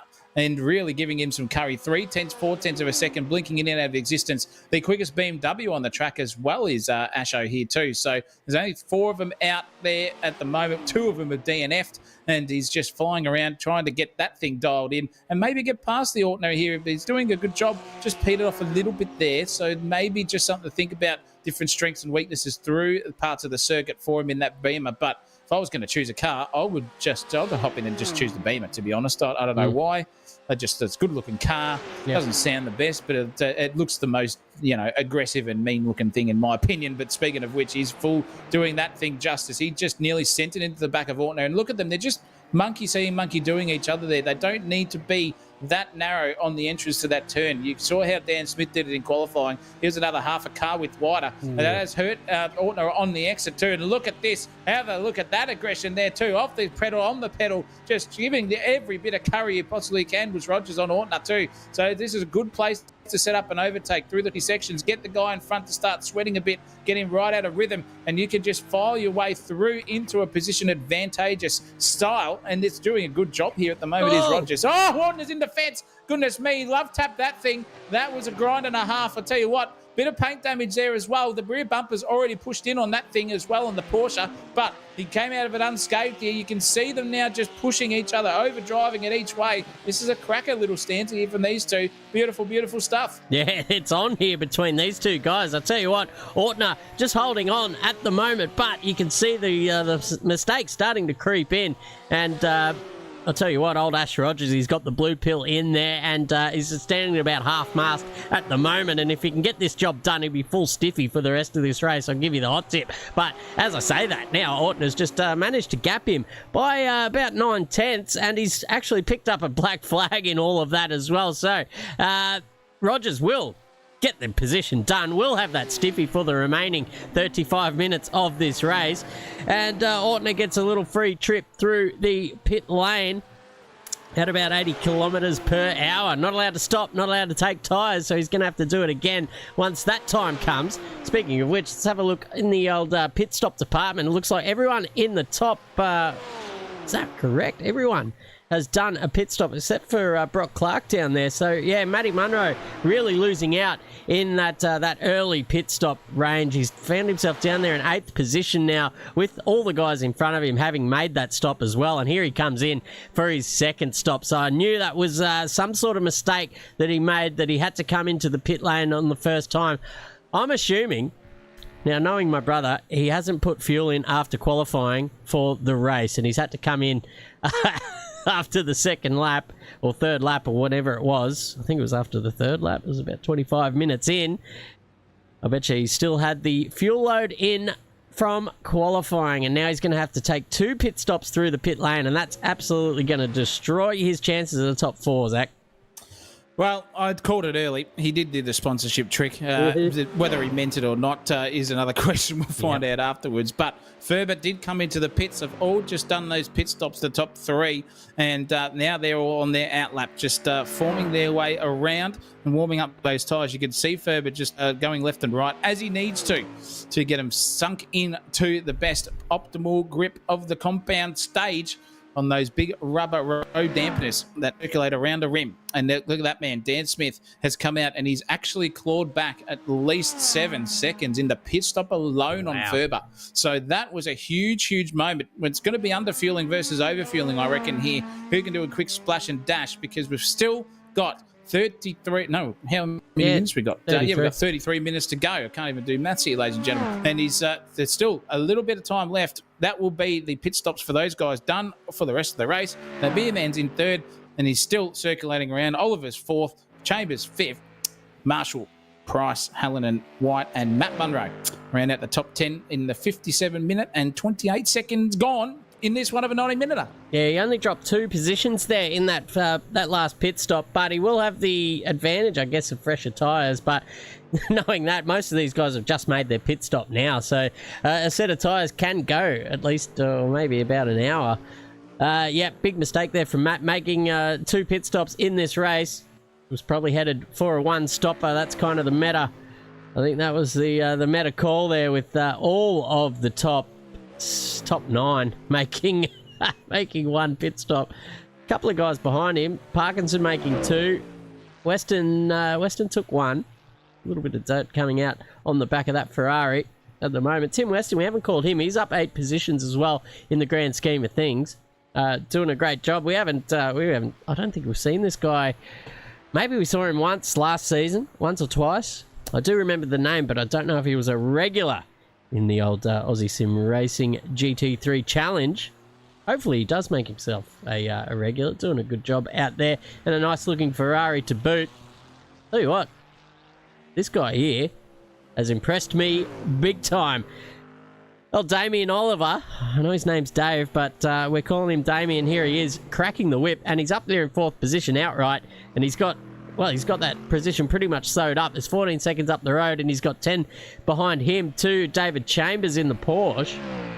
All the gaps are starting to really stretch out here at the moment in the final half an hour of the race that is starting to sort of petered down. Let's go back to Rogers, because he has now overtaken Brendan Ortner, because Ortner's gone through the pit. So there we go. That's why they were so close on the track.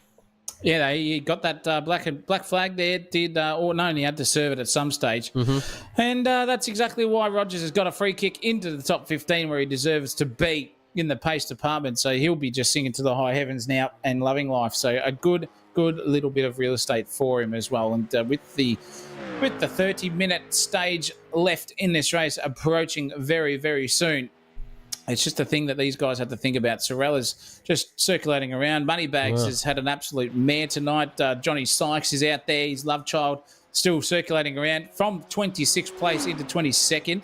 And you can see him now just cross over the jump there. The front just lifts up ever so slightly. That was literally an error there. I just saw him go a little bit wide, and I thought he was off into the grass, but he pulled it up at the last minute. Thank goodness gracious for that. His best is it can't be a 10-minute 31 lap around here, surely not. But Chambers. Hang on, let me think. It was a Sykes. Yeah, it was 10-minute 31. His best. Okay, I apologise. David Chambers here is doing really well. 5th place for him. He's also impressing me tonight as well. The first of the Porsches by a good 6 positions as well. So he's doing a great job. Watch out for this guy throughout the rest of the season when we come to the actual real circuits, where we can action-pack lap after lap, and do what we do best. It starts to get to that stage where you think to yourself, geez Louise, we'll start looking at the old wristwatch there on the left hand or right hand if you're a left-hander, and just go, how much we got left here, boys. But it's good stuff, and Ferber, it should take nothing away from him. 8 seconds now is that gap. He was 6 seconds away from Dan Smith at the pit stop, but he's further gapped him in 2 laps by another second each time. So Ferber is well and truly earning his place here, and he's doing it very, very easily by the look of it. I wonder if he just pushing himself to the old qualifying standards, or is he just letting off and coasting around and watching that delta? Just encroach to the 9-second mark and then going back to 8, and then he goes, all right, I'll push again, and just giving Dan Smith the old blue balls in the old hopeful department to get himself a race win.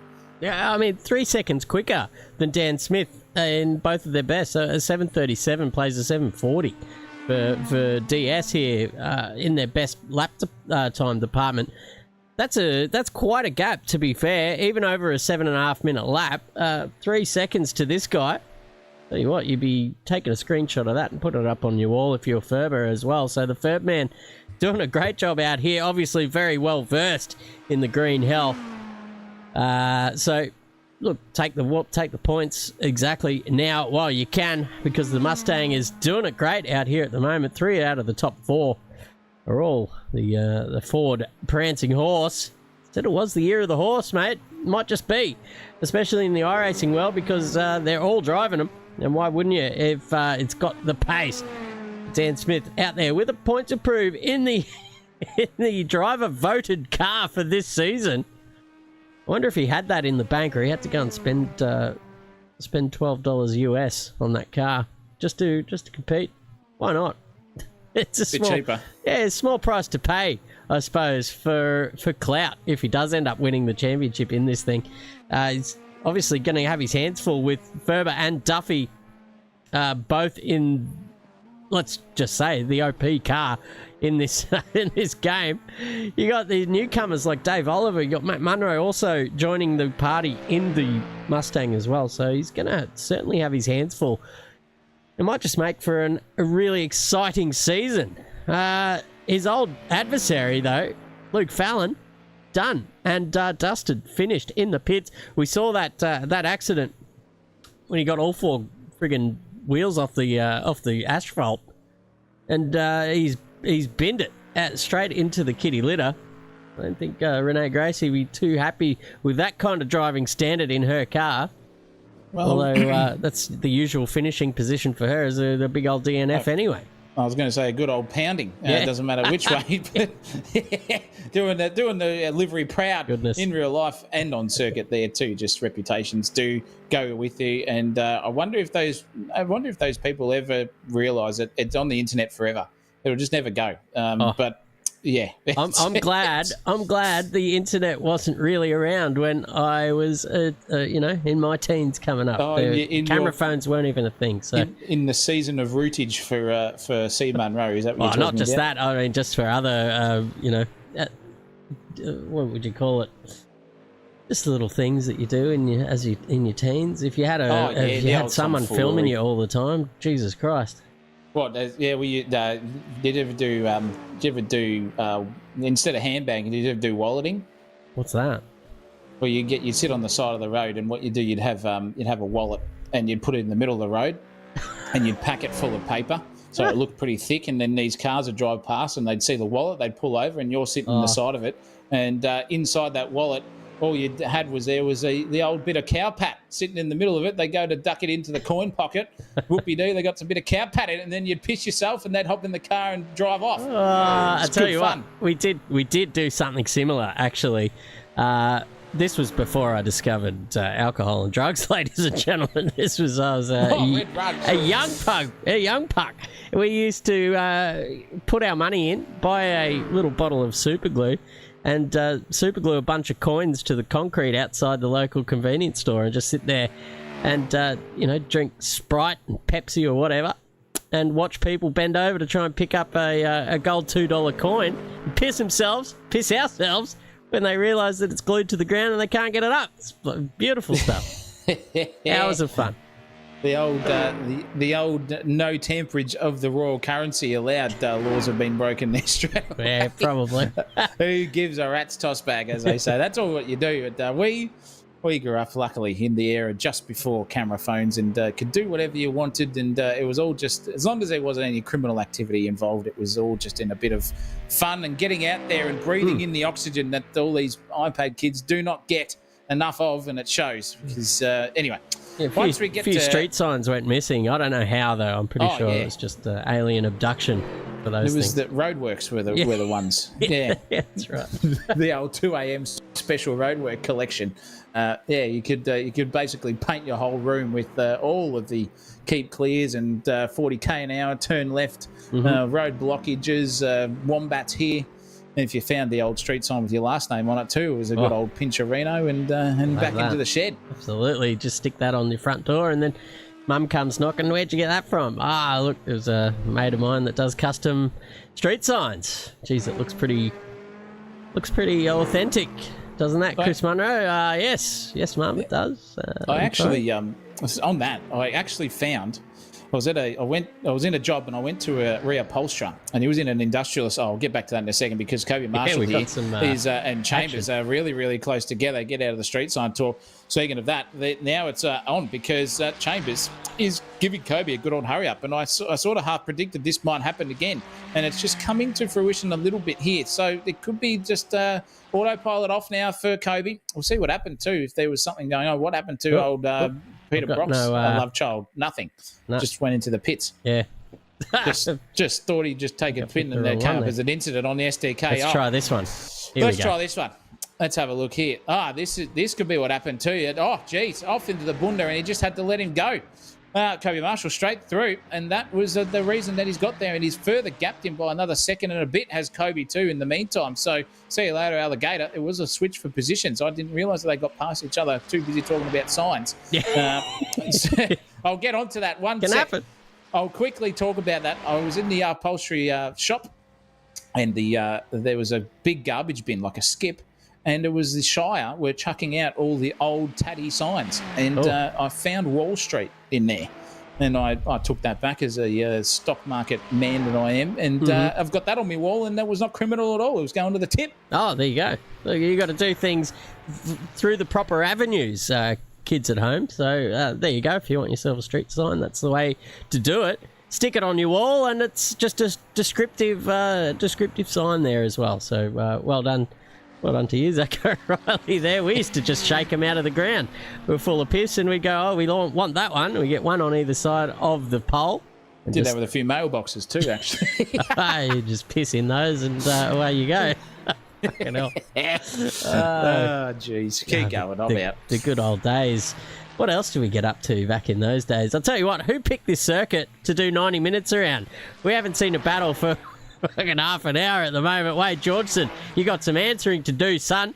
Let's go down here because Bradley Cairns is just trying to sneak up on the back of Timmy Weston here as well. This is actually under a second, folks. We've got the bright yellow there in the old interval section of the timing tower. Bradley Cairns coming good at this section. He was in 10th, P10 last time we saw.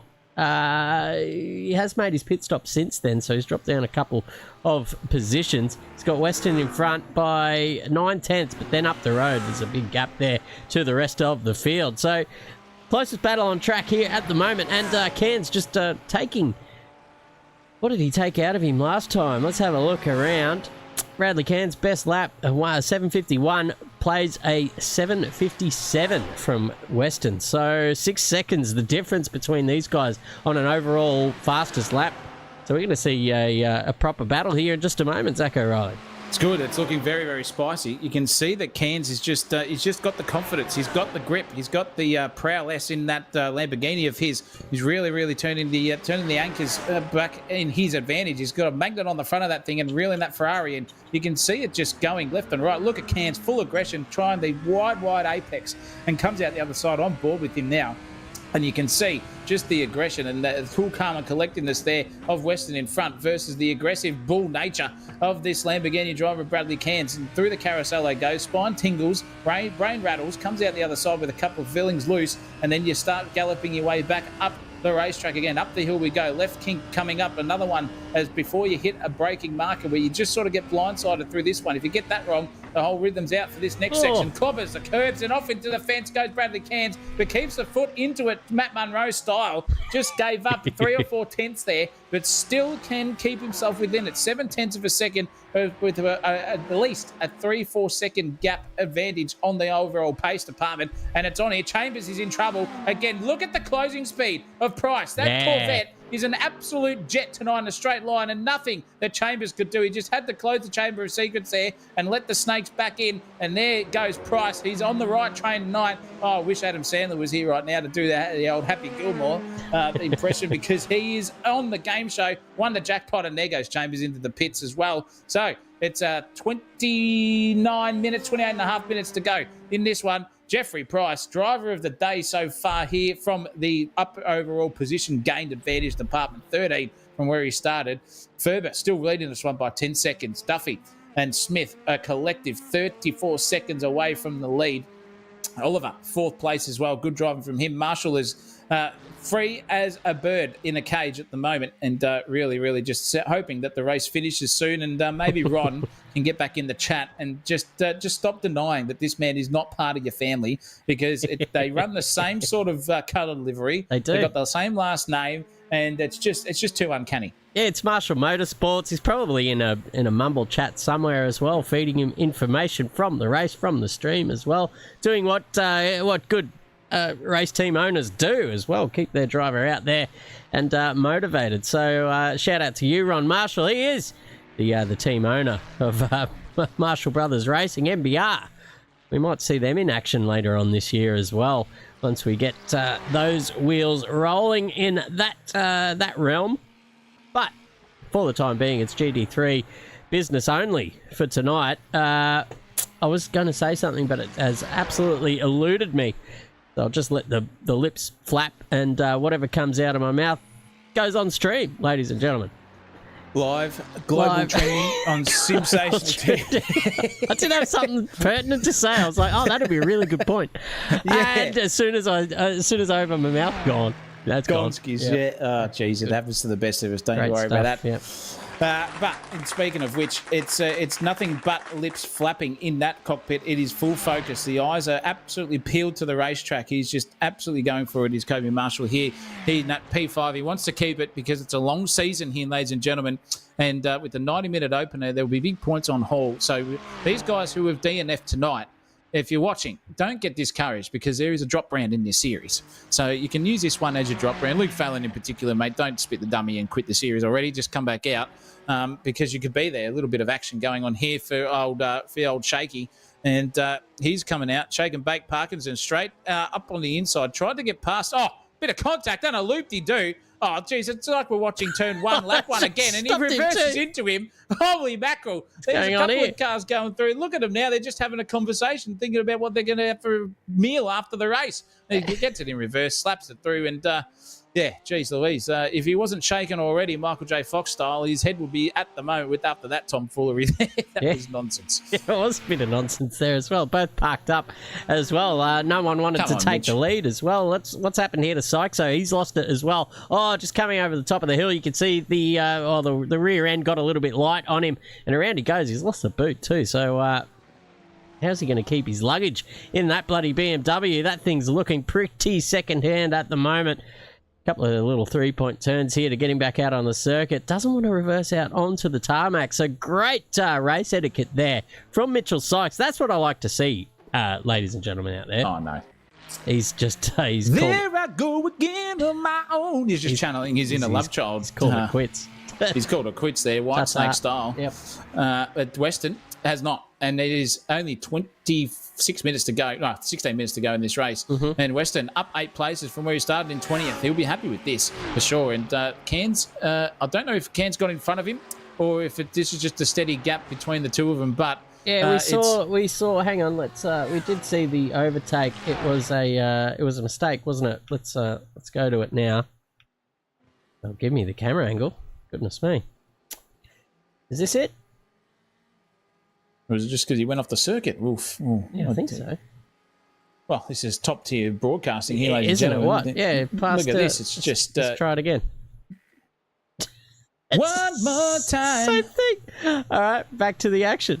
Well, it doesn't matter. Either way, Brenton Cairns is in front of Tim Weston still, and it's about 1.5 seconds between the two of them, and it's sort of bridged around that, petering around that edge now. In fact, Brad just sort of gapped him a little bit in this little windy section through the mid part of Nordschleife. And these guys could be on for a little bit of a final clickbait sort of action style if they get themselves into a rhythm and maybe get a little bit closer to each other. We'll have something to call at the end of it, but it is still a very, very comfortable lead for Ryan Ferber out in front. 10.6 seconds over one Dan Smith. 26 seconds away is Duffy from the lead. 16 seconds from Dan Smith is Guy Duff. Oliver Marshall-Price, Hallinan and Chambers round out the top 8. Matt Munro on the alternate strategy has absolutely kissed any chance of a podium goodbye with whatever he was trying to do at the start. I'm going to give him the benefit of the doubt and go the sponsorship route. His brother's going to absolutely give him the a good old ear drumming after this one as well. If he did do what he said he did. No, I've done it before. It's certainly in his wheelhouse. Oh, shit, I forgot to put fuel in it. Now I'm going to have to take a really early pit stop. And or maybe just, thought it was a two-stop race. I did think coming into this that it probably was a two-stop race. But the top, top 7 all just taking one stops. There's a few there in the two-stop department. That's David Chambers, Munro and Parkinson, Bradley Cairns and Tim Weston, all there from the two-stop realm. And then it's one-stops behind them and a couple of twos and threes heading out the rest of the field. But I'll tell you what, I think the one-stop obviously was the play, considering the top 7 are into that. But I think Munro just stopping it just a little bit too early for me. It was the first one out of the top 10, maybe even the whole field, to make a legitimate pit stop for tyres and fuel. And then he obviously had to come in again because the fuel wasn't going to get him home at all after pitting 25 minutes into this race. So, I don't know. I guess he's new to this platform as well, iRacing, so it takes a little bit of getting used to, having to do the pit stops in a different game is always different and takes a bit of getting used to. It does, and that's an all learning experience. We all cop it. I've definitely done that myself, and loaded the qualifying setup with 3 laps of fuel and gone out to race. Never a fun time when you're on pole to do that, but you live and you learn, and that's exactly what Matt Munro is doing here, still inside the top 10, and he's still finishing the race. If you can keep it all on the circuit here, it is a feat to do so, as I've said many times, and he's doing a good job here at the moment. Watch out for him in this series too. He'll be right up there as well, and he's full pushing it here. He's just leaving nothing on the table. He's full just dance that thing, nose up in the air over the mini jump. There's about 3 of them here on the circuit, and when you're in a GT3 car traveling at 230 clicks and you're coming to a crest, you just commit and just hope that the front end doesn't lift up Mark Webber style at Le Mans and flip 50,000 times. And he's just going for it here. 7:39.999 is his best lap, which is only, it's the second best of the whole field. Yeah. I was going to say, I thought it was only about a second and a half off the best. Yeah. So he's got the pace. He's just got to get the race strategy in there, Matty boy, and you'll be right up there, mate. Don't you worry about it. Yeah, this is the only man that has beaten him in the fastest lap department. It's Ryan Ferber with a 7:37.2. Goodness me. So absolutely flying, this guy. He's got it all set up tonight. It's all fallen into place. He's got the setup right. He's got the strategy right. And the pace just follows too. So he will just be counting his chickens down to the end of the session. Take that checkered flag and hopefully join us in the commentary box for a little bit of a podium probe. Zach O'Reilly, we can test out the new slow motion settings that our mate Ira Felberg, shout out to him if he's watching, has given us the hot tip for.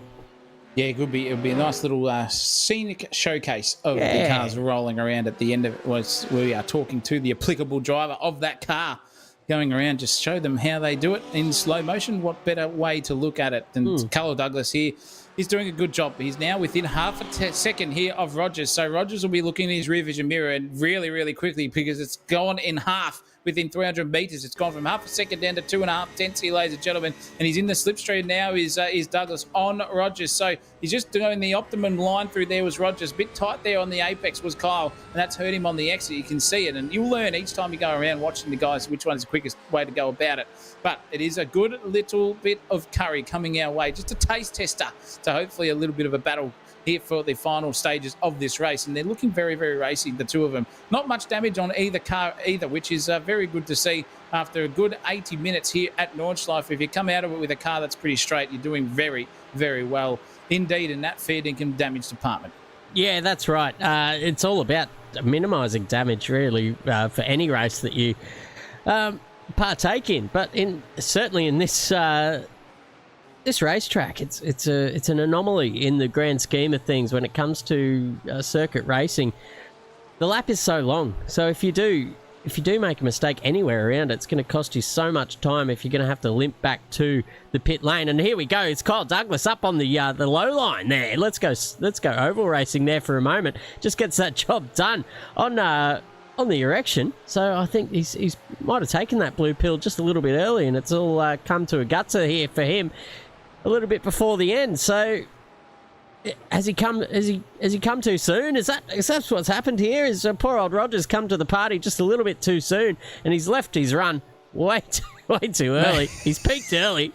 He's going backwards at a rate of knots. He got the tap on the shoulder in the old queue there, and just went full flaccid in the old downstairs department. Sorry, and mate. Just let him go. Sorry, mate. You go after me, mate. Don't worry about it. I'll wait my turn maybe for next round. But Cairns has just closed up the gap there, I think, on Parko. In fact, he has. It was there too. And look at this. This is getting close here now. We're in the final 8 minutes of the race, and they're just about to start another lap here on the Nürburgring section of the track. So this is good. This could be Cairns' opportunity to get himself back inside the top 10 that he so dearly wants. If he can get himself outside that top 10 as well, I think Mrs. Cairns gets out there and shows him them exactly in the old last name and Cairns department too. Maybe a little bit of something going on, and he gets a little bit of the old optic nerve pleasure there, Chris O. A little flash of the Cairns up in North Queensland, ladies and gentlemen.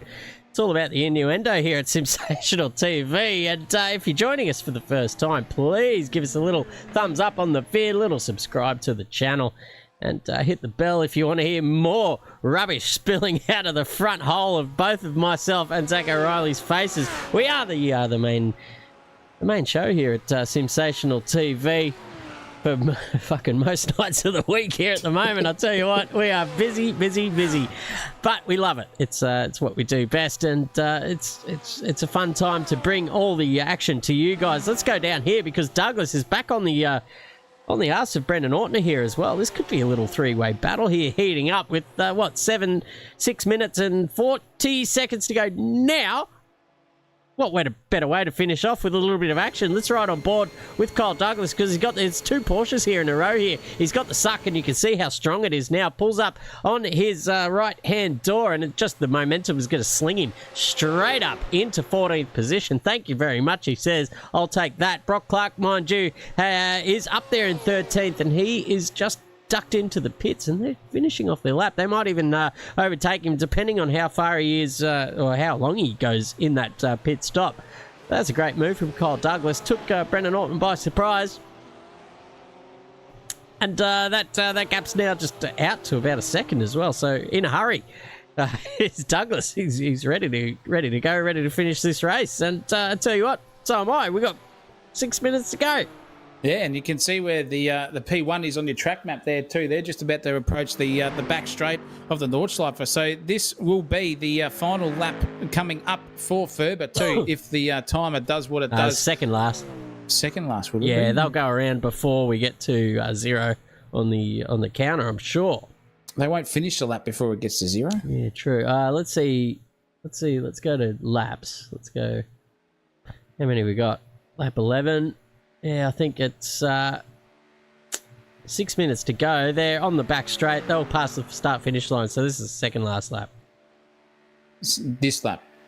Yeah. I'm lost. Yeah, this lap. So, yeah, the next one's the next one will be the last lap. Yeah, I assume. that's what I was saying. Yeah. I think that's what I was trying to get across. Whether I explained it properly or not, who knows? Hopefully one of us has. One of us has got the message out there to you guys in viewership land out there. But Ortner now is just creeping a little bit back onto the arse end again of Rogers. It's 9/10 of a second, 8/10 of a second. It's only 3 or 4 car lengths here at the Nordschleife, and they're coming into the section where everyone starts to think about their own wills. Have they signed them? Have they got the insurance there for the family at home? Because one wrong error through here and you are dead as a doornail. Oh. And it could be that thing happening here for Brock Clark because Kyle Douglas is hunting him absolutely like Rex Hunt at the bivalve mollusks down at Labatouche. He's full got the royal in there at the moment. He's got the reel in, got the hook, line and sinker going, and he's just trying to get a bite here at the moment. This is good stuff from Douglas. He's right up there. Yibbity, folks. And at the moment, if that happens, Kyle Douglas will be just putting the old finger out the window there and giving them the signal of the scissors, saying, I just chopped you, son, and I did it bloody well. Yeah, well done. And here he comes as well now. He's got all the momentum. Let's get to the outside. He's going to try and do it here up the inside around the left-hander. They're side by side, ladies and gentlemen. Just a slight overlap there in the quarter panel. The next couple of turns are left-handed, so it's going to fall into the lap of Douglas in the Porsche. Does just slide through, and Brock Clark yields, and probably for the best, man. You don't want to be going through there too wide at absolute full stick because you know what's going to happen. You're going to end up in that wall, and 13th, 14th position could possibly turn into 20th, 21st, or even beyond a poor old DNF. So Brock Clark, nice racing there from him. He's got a little bit of damage on that Ferrari by the looks of it. Maybe on the arse end, or maybe I'm tripping already. Actually, no, it looks all right. maybe there is no damage there. But I'll tell you what, Douglas just starting to give back that lead that he just so confidently took over. And Brock Clark maybe going to have a little poke at him as well. But up the front, it's starting to kick off, or near the front. Hallinan on the back of the Price is Right. So the tyres on that C8 starting to give up a little bit towards the end of this race. Yeah, you can just see in that, just on the left-hand side there, coming out of the two there, that it was just a little bit skatey on the rear end for that Corvette. The engine is just sitting on the rear wheels there. A little bit of extra weight on those tyres can get them a little bit overcooked, as we saw with Dan Smith. I think that's what's happened to him tonight as well. It might be a little bit of tomfoolery here. What's happened here to the magistrate himself? Has he come a gutser by himself, or is he just pulling over? No, he's gone really slow. He is. Really, really slow. He's actually pulling over, in fact, and he's calling it quits. He's had enough. Oh, mate. It's not lunch in the bloody courtroom yet, champ. Far out. You can't just have a break. Seriously. Anyway, Hallinan here is giving Price a good old hurry up here. And it's if he can hold on, Jeffrey, for the rest of this lap and get to that straight, that Corvette will just see you later, alligator. That was nearly the factor there, too, between those guys. That was nearly another punch in the bumhole. And that was so close. You could not get any closer there between the two of them. There's a cigarette paper, B's dick, bloody ants, whisker, you name it, between those two, and that was close. Jeffrey just getting a little bit of a breather of fresh air, but the grip will be now the factor. Has the Mustang got more mid-corner speed? Is that Corvette just too dancy in the arse to over-rotate it into a corner for the next bloody 23 kilometres coming their way of racetrack? This is exciting, ladies and gentlemen. We've got a minute and a half before the timer ticks down to zero. Where are the race leaders going to be? Is it going to be this lap that is the checkered flag and these guys fighting it out on the last lap dash? We're going to get another one. Yeah, to find out. I think it is. I think we're going to get another one once we go around here. Once that timer hits zero, I reckon that'll be the last lap after that.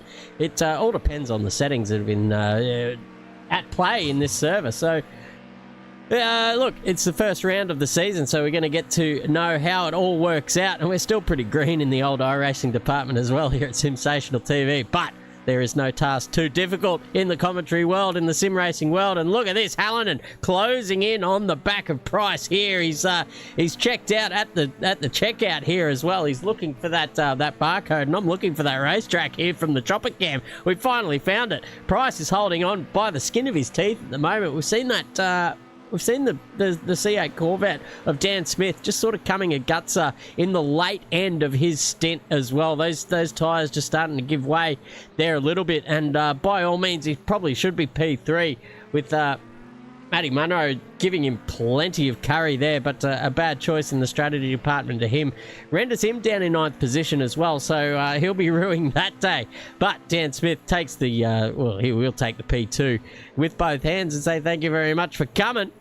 But next time it's all about that. But I'll tell you what, I think the C8 maybe just doesn't hold onto its tyres as well as the Mustang does in that department. This camera was getting too much greenage there in the tops of the trees department. But Pricey's probably listening to the stream and thought, you know what, I'm going to have to put on the afterburners here and gut this fella, and he has by about 7/10 at the moment. He has, and speaking of afterburners, I don't know what the sun's doing. It's the longest sunset in the history of my life out there too. We started in the sunset and we're finishing it in an hour and a half. Yeah. Goodness me, I thought we were racing into the night here. I was getting excited, but at the moment, these two just starting to get excited about each other, and it's still 9/10 of a second. It's close enough to start thinking about it, but at this stage, if one little error from Hallinan, as we just see there, that's 2 or 3 tenths that you just so dearly want and need. It's so crucial around this circuit. And when you come to these twisty sections, it's one error from yourself and one error from the other bloke, and it can be that change of position that we want to see. So we'll find out if that's going to happen here. But Ryan Ferber is still leading this race. He is around the third of the circuit and leading it by a country mile. I think, I just don't know. That the checkered flag hasn't waved yet. Will it do it as it comes across the line? But this is the pace of the man. He's done absolutely nothing wrong tonight. Look at that, 7:42, then his pit. Then he's come out and done a 7:38, 7:39, 7:38. That is ridiculous. That is only a second and a bit off his only personal best that he did in this race on fresh tyres with probably a lighter fuel load. He's just on the rhythm. This is literally only, every count the corners, ladies and gentlemen, he is only off his personal best by half a tenth each corner. It is just absolutely unbelievable. I'm gobsmacked. Yeah, this flow state at its very best, folks. Let's ride on board and see how the Master does it. Actually, we'll go into the cockpit view there so we can see the wheel work of this bloke behind the wheel of the Mustang. Tell you what, he's got it on an absolute string at the moment. You can see him just flogging it through each turn. That Mustang set up absolutely perfectly tonight for this race, and he's gapped the man by about 14 seconds as well. So Dan Smith got something to think about here. Ryan Ferber has absolutely come to play tonight, and he's given it to he sent an absolute warning shock to the rest of the field here with this performance. It's an absolute demolition job, Zaka. It is. It's been an absolute rip snorter of a race for him, and he's just gone out there with the excavator down to the construction yard and just demolished every building around him and said, "That's me," in the clear track. And he's done an excellent job, and it's been a testament to himself in that fact, just to keep himself focused, as that sun is absolutely blinding in your eye. I don't know how these guys see on the sunset. Goodness gracious me. But if this is the moment that he is hoping for and hoping dearly for, this could be his most dominant win of the whole season so far and in his career. Bankski's winner, Ryan J. Ferber, take a bow. That was an absolute masterclass in how to go Nordschleifing, and he has whipped the competition. Dan Smith will be licking his wounds, but that is a well and truly earned P1. Congratulations, Ryan J. Ferber. You are the man. First blood in Season 3 of the GT3 Challenge here, and the first blood of 2026 in Aussie sim racing, and he's going to take this one to the bank. I think there'll be a party for the rest of the week. Michael Cullen crossed the road in 18th place, but this man, Dan Smith, gallant effort, first time in the car, first time experiencing what this thing is capable of, gets second place. He'll be happy with that. P2 in the championship after round one's a good place to be. And the beer man facing the wrong way at some stage of this race, and he's come through and still got a podium. He'll be stoked with that one, Mr. BLTV, and takes P3, Chris. Yeah, beautiful stuff there. Congratulations to the podium getters. This guy, though, Damien Oliver, he's whipping that Mustang home, ladies and gentlemen, the Melbourne Cup. Kick! Yeah, he's come out. He's come in at pretty big odds too, 50-1 in this race, according to the bookies, and he takes it out. P4, the fast four. He's flashing the lights in celebration as well. What a great drive from Dave Oliver. To be fair, he's up 17 positions. That was the most of any of the competitors in this race, and he's probably sent a little bit of a warning shot of his own as well as a debutant in this series.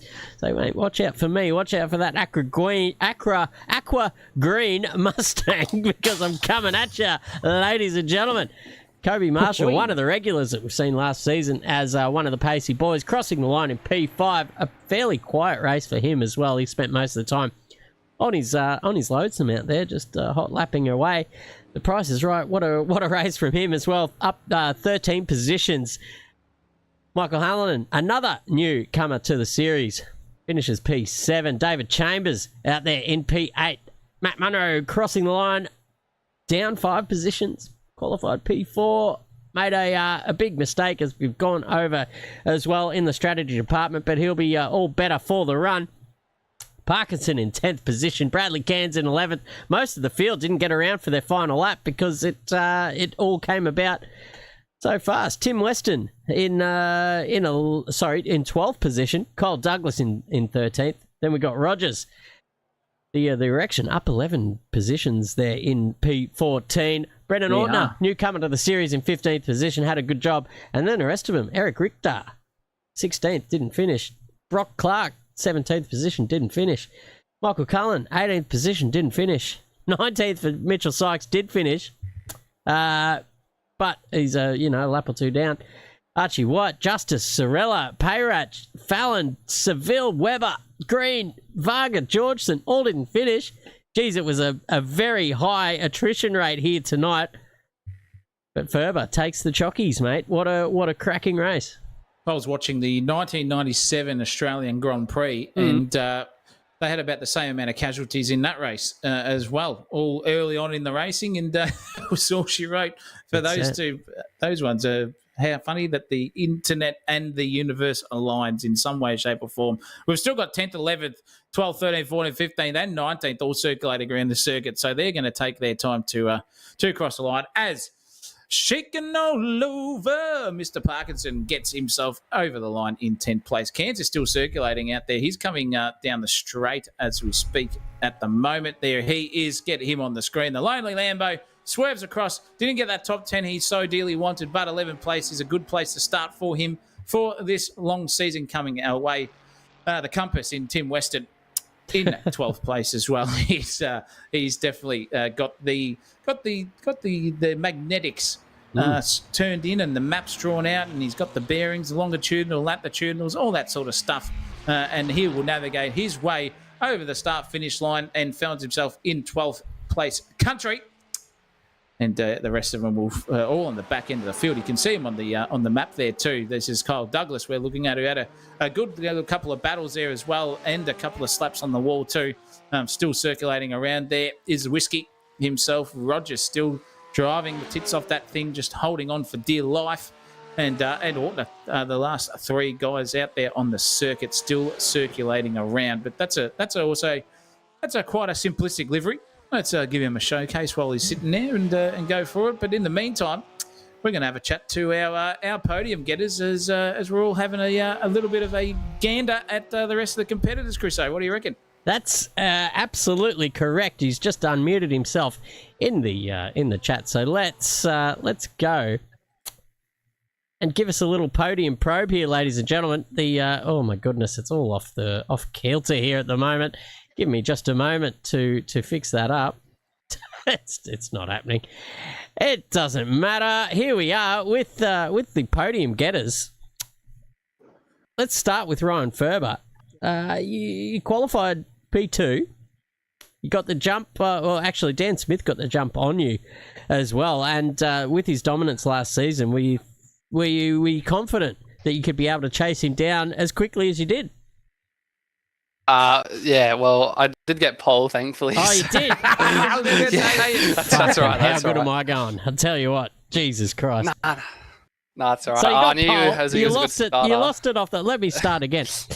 Ladies and gentlemen, welcome to the Podium Probe here tonight.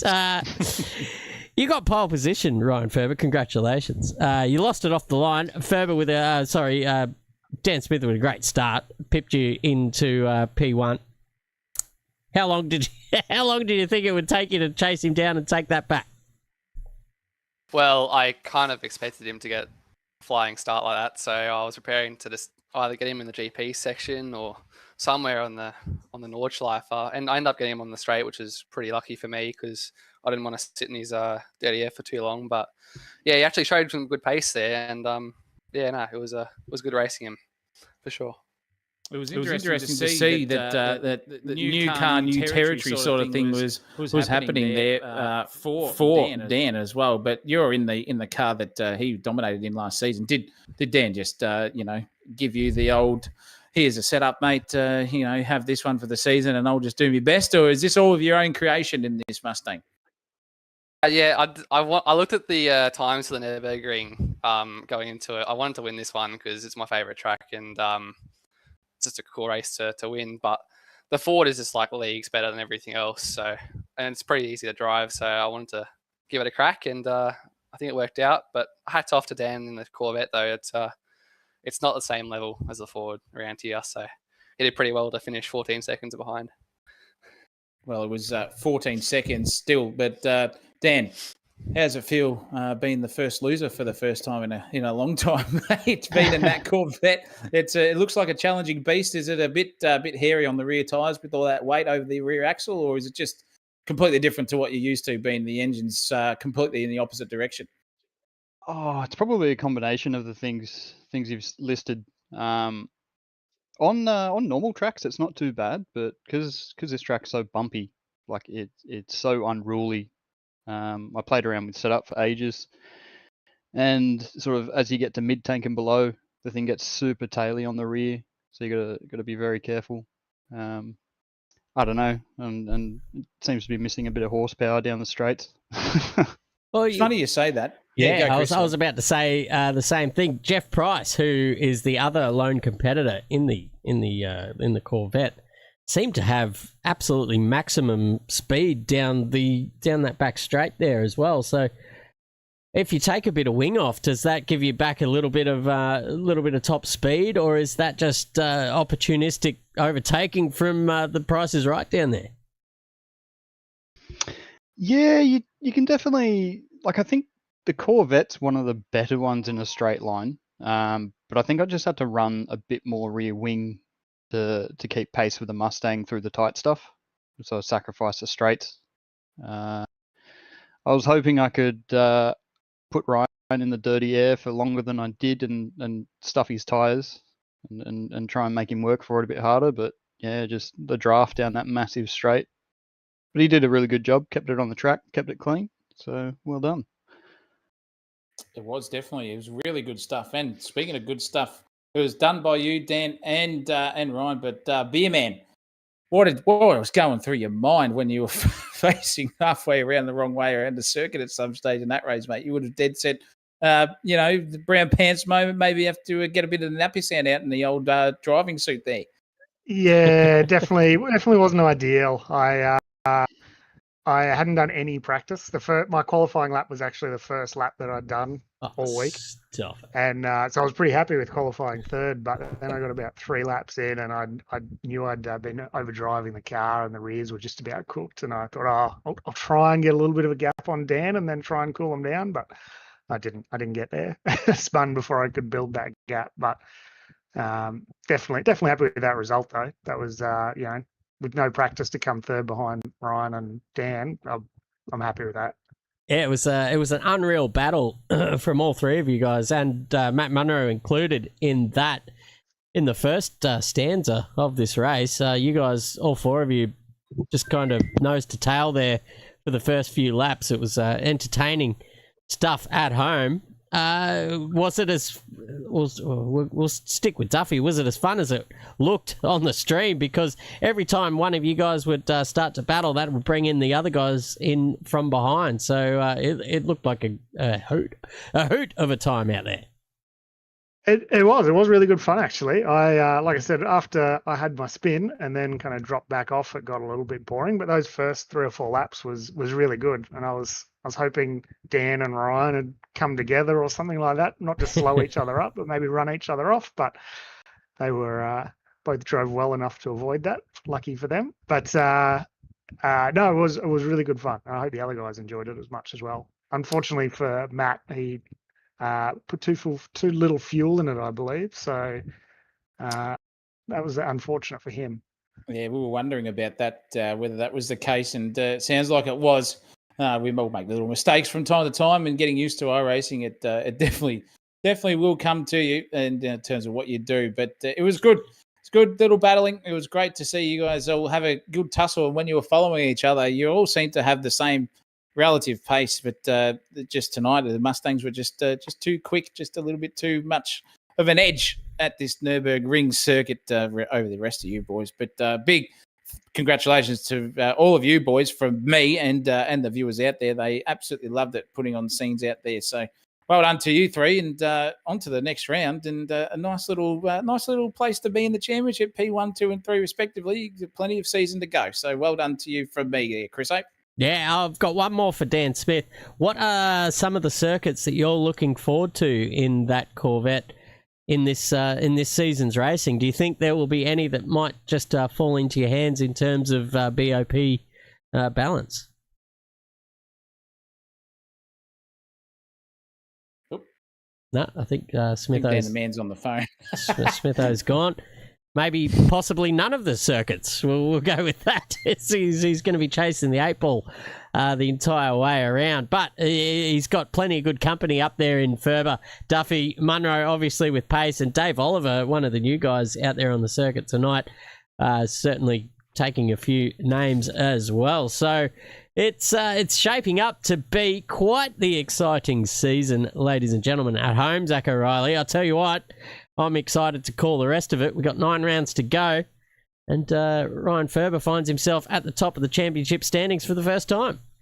Yeah, well, he's here in the chat, and Adelaide is the next one. It's everyone's first go in a real race around that circuit. 60 minutes next Tuesday coming our way.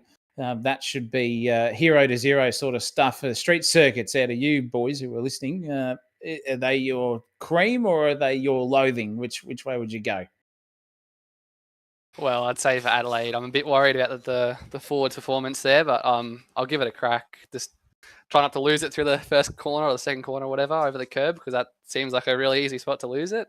But yeah, we'll have to see how it goes. I ended up on my roof doing a little bit of practice through there. Just hit that first tie bundle on the left, and around I went. It was quite the barrel roll. So hopefully we do see some of that. Not to you guys, obviously, but one of those other schleppers in the back of the pack. We hope we see them do a big old barrel roll through the first turn. That'll be great entertainment for the folks at home.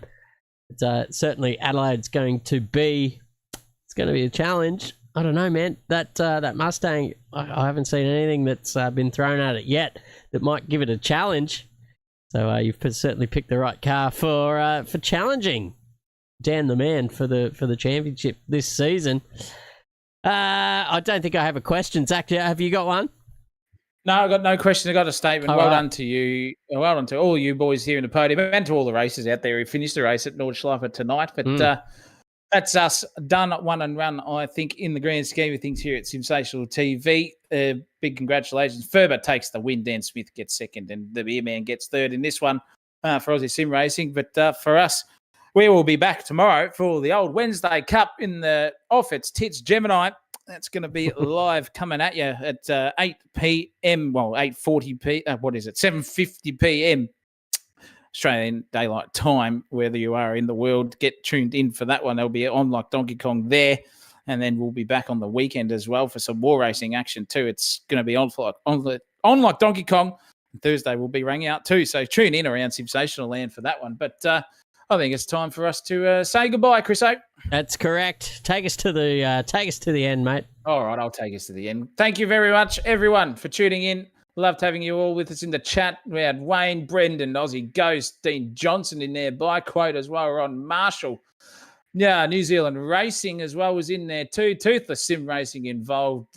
Geez Louise, Fabian Fitness too, watching on the YouTube land. It was great to have you all with us. Thank you to our sponsors, ARD Importing, Speed Nation, Bilco Pack, and SDT Driver Training, and they are our sponsors. So this has been a Sensational TV production. Christopher Munro is the man, the myth, the legend himself. Put the M in magnificent. I'm Zach O'Reilly. It's still am. You'll never be. And until next time here at Sensational TV, you know what to do, ladies and gentlemen. Stay safe and keep it flat out. Sensational TV YouTube channel. Don't fucking miss it.